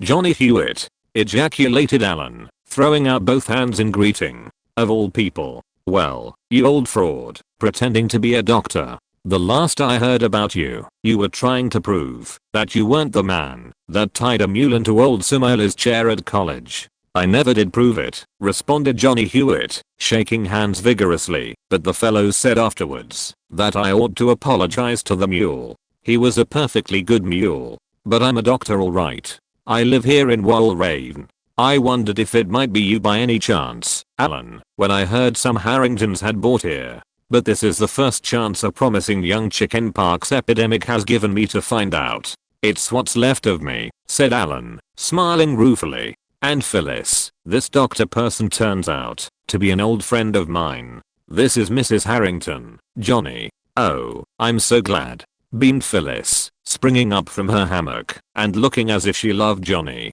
Here was exactly what was needed, somebody for Alan to play with. She made herself delightful to the newcomer for a few minutes and then excused herself. They would have a better time alone, for a while, anyway, and there was dinner to order. Maybe this Johnny Hewitt doctor would stay for dinner. He should if she could make him. She sang a little on her way to the house and almost forgot the tiny hurt it had been when Alan seemed so saddened by speaking of Louise Free. She had no right to feel hurt, she knew. It was only to be expected that Alan would always love Louise's memory. She didn't know much about men, but that was the way it always was in stories. A man's heart would die under an automobile or anywhere else, and all there was left for anybody else was leavings. It wasn't fair. And then Phyllis threw back her shoulders and laughed, as she had sometimes in the library days, and reminded herself what a nice world it was, anyway, and that Alan was going to be much helped by Johnny Hewitt. That was a cheering thought. Anyhow, she went on singing and ordered a beautiful festively varied dinner, a very poem of gratitude. Then she pounced on the doctor as he was leaving and made him stay for it. Alan's eyes were bright and his face lighted with interest. Phyllis, at the head of the table, kept just enough in the talk to push the men on when it seemed flagging, which was not often. She learned more about Alan, and incidentally Johnny Hewitt, in the talk as they lingered about the table, than she had ever known before. She and Alan had lived so deliberately in the placid present, with its almost childish brightnesses and interests, that she knew scarcely more about her husband's life than the de Goonthers had told her before she married him. but she could see the whole picture of it as she listened now. The active, merry, brilliant boy who had worked and played all day and danced half the night, who had lived, it almost seemed to her, 2 or 3 lives in one. And then the change to the darkened room, helpless, unable to move, with the added sorrow of his sweetheart's death, and his mother's deliberate fostering of that sorrow. It was almost a shock to see him in the wheelchair at the foot of the table, his face lighted with interest in what he and his friend were saying. What if he did care for Louise Freeh's memories still? He'd had such a hard time that anything Phyllis could do for him oughtn't to be too much. When Dr. Hewitt went at last, Phyllis accompanied him to the door. She kept him there for a few minutes, talking to him about Alan and making him promise to come often.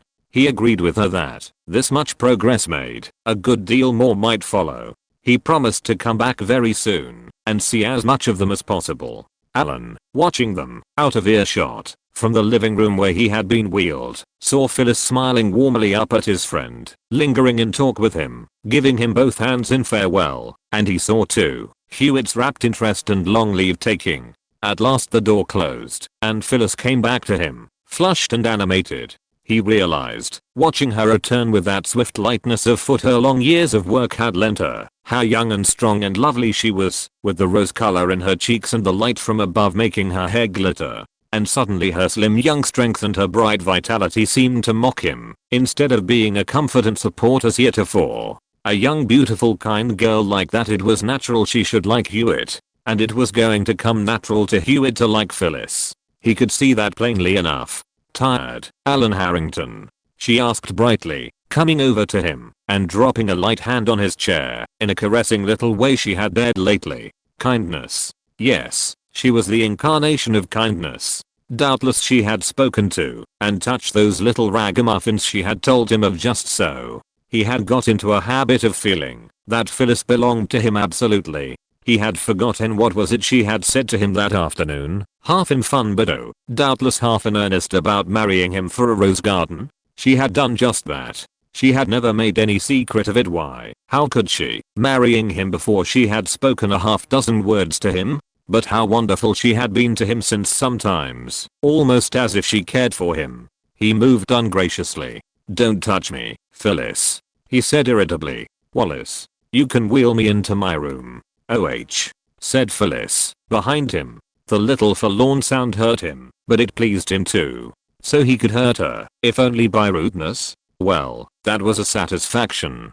Shut the door, he ordered Wallace swiftly. Phyllis, her hands at her throat, stood hurt and frightened in the middle of the room. It never occurred to her that Alan was jealous, or indeed that he could care enough for her to be jealous. It was talking about Louise Freeh, she said. That, and Dr. Hewitt bringing up old times. Oh, why did I ask about her? He was contented, I know he was contented. He'd gotten to like having me with him, he even wanted me. Oh, Alan. She did not want to cry downstairs, so she ran for her own room. There she threw herself down and cried into a pillow till most of the case was wet. She was silly, she knew she was silly. She tried to think of all the things that were still hers, the garden, the watch bracelet, the leisure, the pretty gowns, but nothing seemed of any consequence beside the fact that she had not kissed Alan goodnight. It seemed the most intolerable thing that had ever happened to her.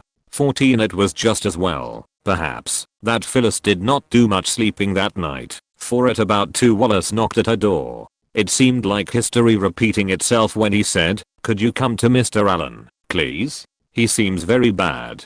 She threw on the silk crepe negligee and followed him, just as she had done before, on that long ago night after her mother-in-law had died. Did Dr. Hewitt's visit overexcite him, do you think? He asked as they went. I don't know, ma'am, Wallace said. He's almost as bad as he was after the old madam died, you remember?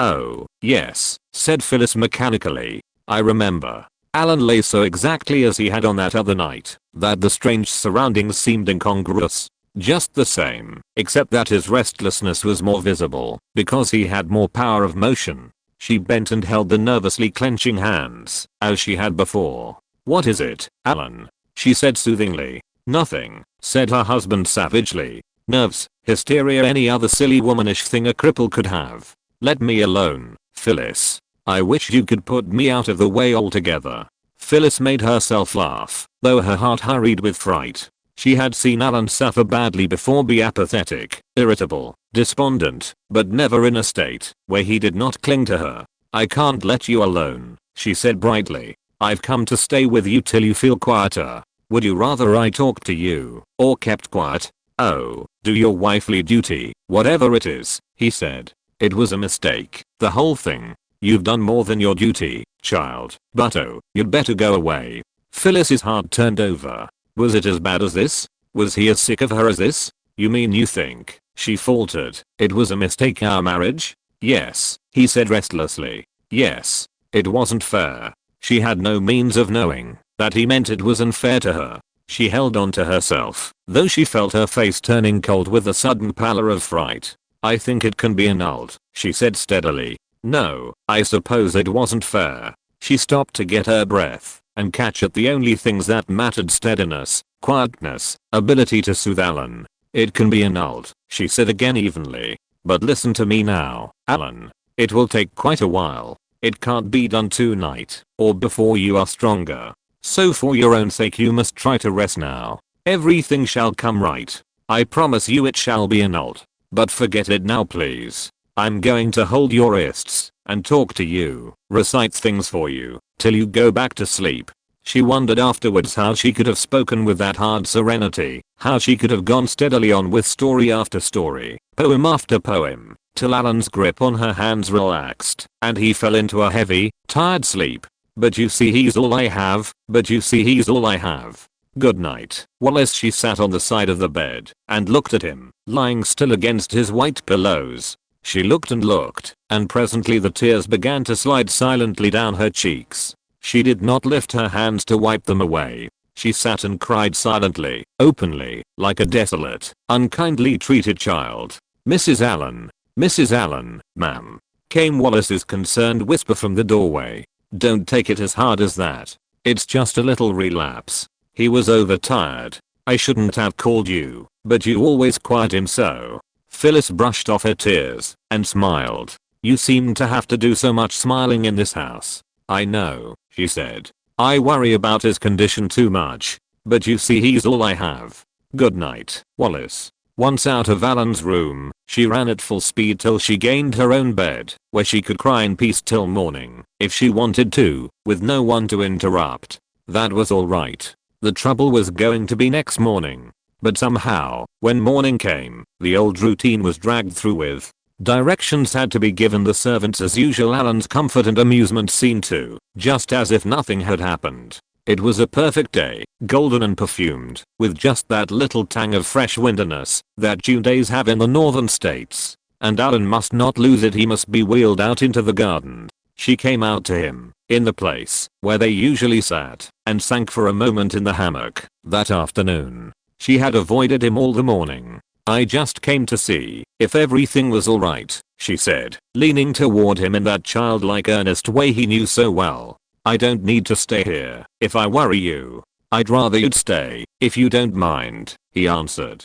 Phyllis looked at him intently. He was white and dispirited, and his voice was listless. Oh, Phyllis thought, if Louise Free had only been kind enough to die in babyhood, instead of under Alan's automobile. What could there have been about her to hold Alan so long? She glanced at his weary face again. This would never do. What had come to be her dominant instinct, keeping Alan's spirits up, emboldened her to bend forward and even laugh a little. "Come, Alan," she said. "Even if we are not going to stay together always, we might as well be cheerful till we do part. We used to be good friends enough. Can't we be so a little longer?" It sounded heartless to her after she had said it, but it seemed the only way to speak. She smiled at him bravely. Alan looked at her mutely for a moment, as if she had hurt him. "You're right," he said suddenly. "There's no time but the present. After all, come over here, closer to me, Phyllis. You've been awfully good to me, child. Isn't there anything I could do for you, something you could remember afterwards and say, well, he did that for me, anyway?"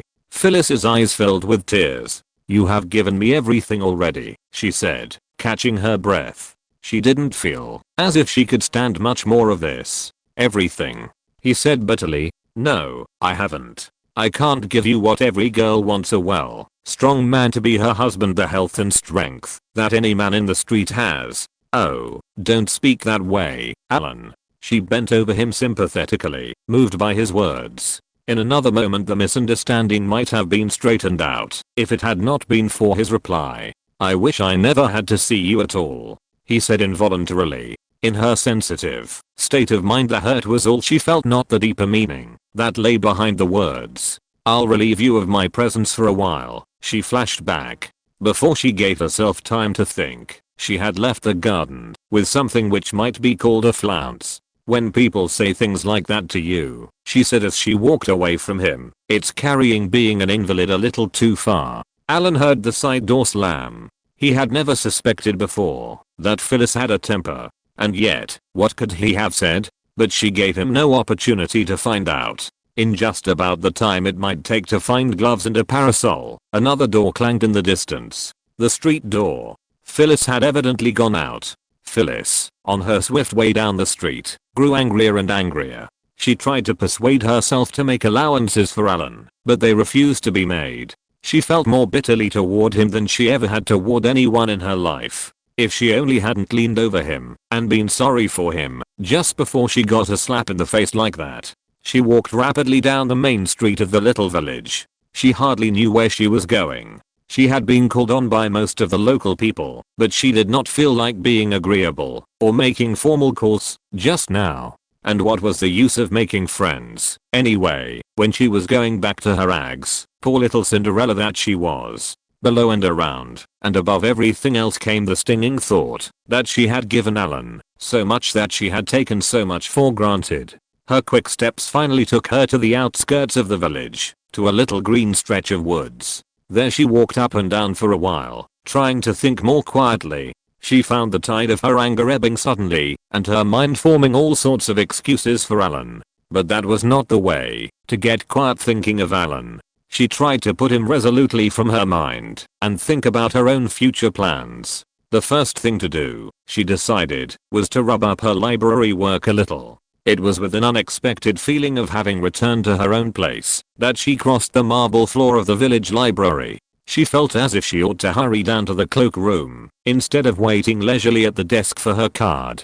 It all seemed uncannily like home. There was even a girl inside the desk who looked like Anna Black of her own Greenway branch. Phyllis could hear, with a faint amusement, that the girl was scolding energetically in Anna Black's own way. The words struck on her quick ears, though they were not intended to carry. That's what comes of trusting to volunteer help. Telephones at the last moment. She has a headache, and not a single soul to look after the story hour. And the children are almost all here already. We'll just have to send them home, said the other girl, looking up from her tray full of cards. It's too late to get anybody else, and goodness knows we can't get it in. They ought to have another librarian, fretted the girl who looked like Anna. They could afford it well enough, with their soldiers' monuments and all.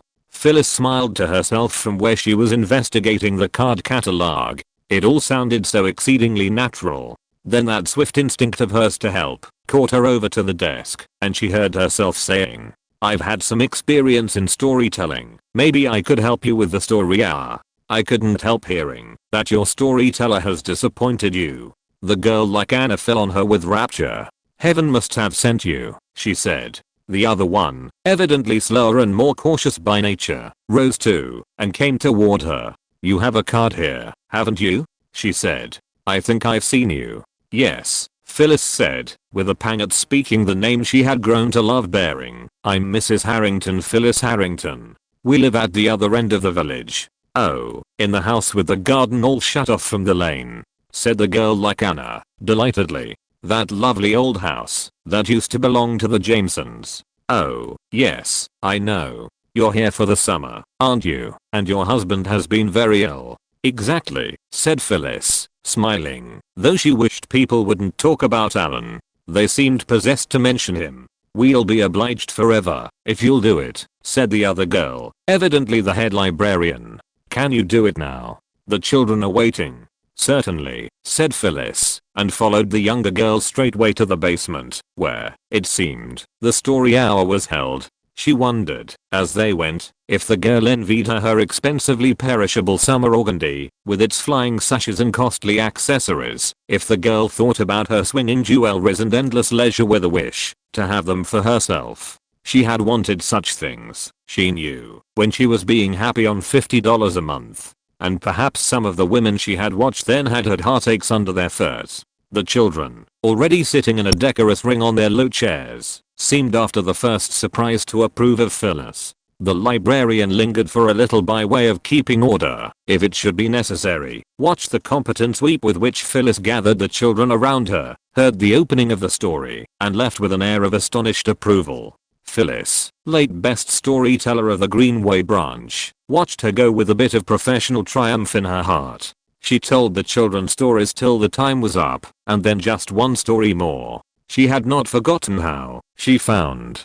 But she never told them the story of how the elephant got his trunk, that foolish, fascinating story, our classic, that she had told Alan the night his mother had died, the story that had sent him to sleep quietly for the first time in years. Oh, dear, was everything in the world connected with Alan in some way or other? It was nearly 6 when she went up, engulfed in children, to the circulating room. There the night librarian caught her. She had evidently been told to try to get Phyllis 4 more story hours, for she did her best to make her promise. They talked shop together for perhaps an hour and a half. Then the growing twilight reminded Phyllis that it was time to go back. She had been shirking going home, she realized now, all the afternoon. She said goodbye to the night librarian and went on down the village street, lagging unconsciously. It must have been about 8 by this time. It was a mile back to the house. She could have taken the trolley part of the way, but she felt restless and like walking. She had forgotten that walking at night through well-known well-lighted city streets and going in half-dusk through country byways were 2 different things. She was destined to be reminded of the difference. "Can you help a poor man, lady?" said a whining voice behind her when she had a quarter of the way yet to go. She turned to see a big tramp, a terrifying brute with a half-propitiating, half-fierce look on his heavy, unshaven face.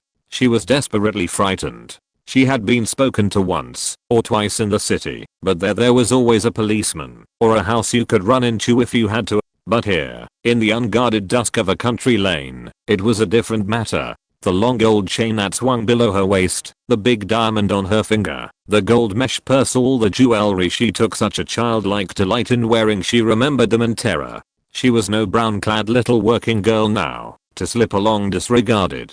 And the tramp did not look like a deserving object. "If you will come to the house tomorrow," she said, hurrying on as she spoke, "I'll have some work for you. The first house on this street that you come to." She did not dare give him anything or send him away. "Won't you Jim something now, lady?" whined the tramp, continuing to follow. "I'm a starving man." She dared not open her purse and appease him by giving him money. She had too much with her. That morning she had received a check for her monthly income from Mr. D. Guna, sent Wallace down to cash it, and then stuffed it in her bag, and forgotten it in the distress of the day. The man might take the money and strike her senseless, even kill her.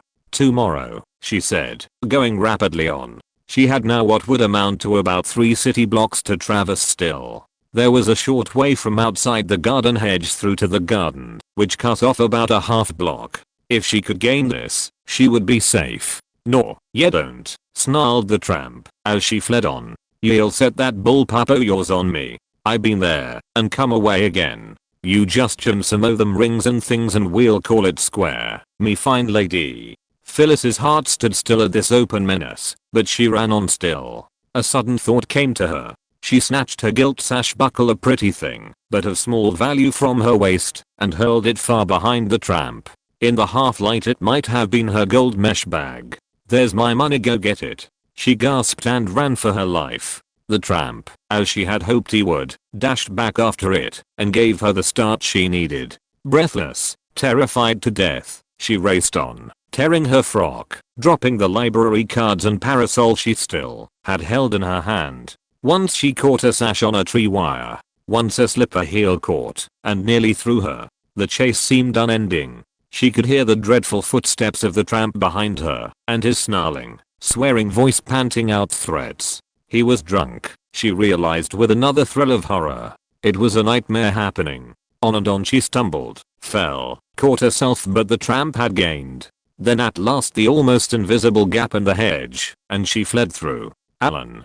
Alan! Alan! She screamed, fleeing instinctively to his chair. The rose garden was like a place of enchanted peace after the terror of outside. Her quick vision as she rushed in was of Alan still there, moveless in his chair, with the little black bulldog lying asleep across his arms and shoulder like a child. It often lay so. As she entered, the scene broke up before her eyes like a dissolving view. She saw the little dog wake and make what seemed one flying spring to the tramp's throat, and sink his teeth in it, and Alan, at her scream, spring from his chair.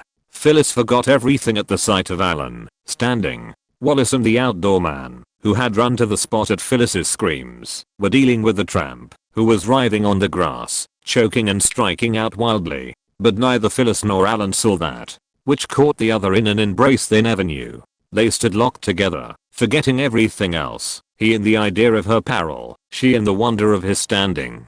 "Oh, darling, darling," Alan was saying over and over again. "You are safe, thank heaven you are safe. Oh, Phyllis, I could never forgive myself if you had been hurt. Phyllis, speak to me." But Phyllis's own safety did not concern her now. She could only think of one thing. "You can stand. You can stand," she reiterated. Then a wonderful thought came to her, striking across the others, as she stood locked in this miraculously raised Alan's arms. She spoke without knowing that she had said it aloud.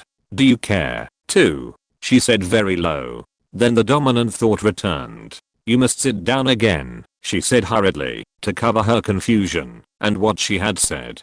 "Please, Alan, sit down.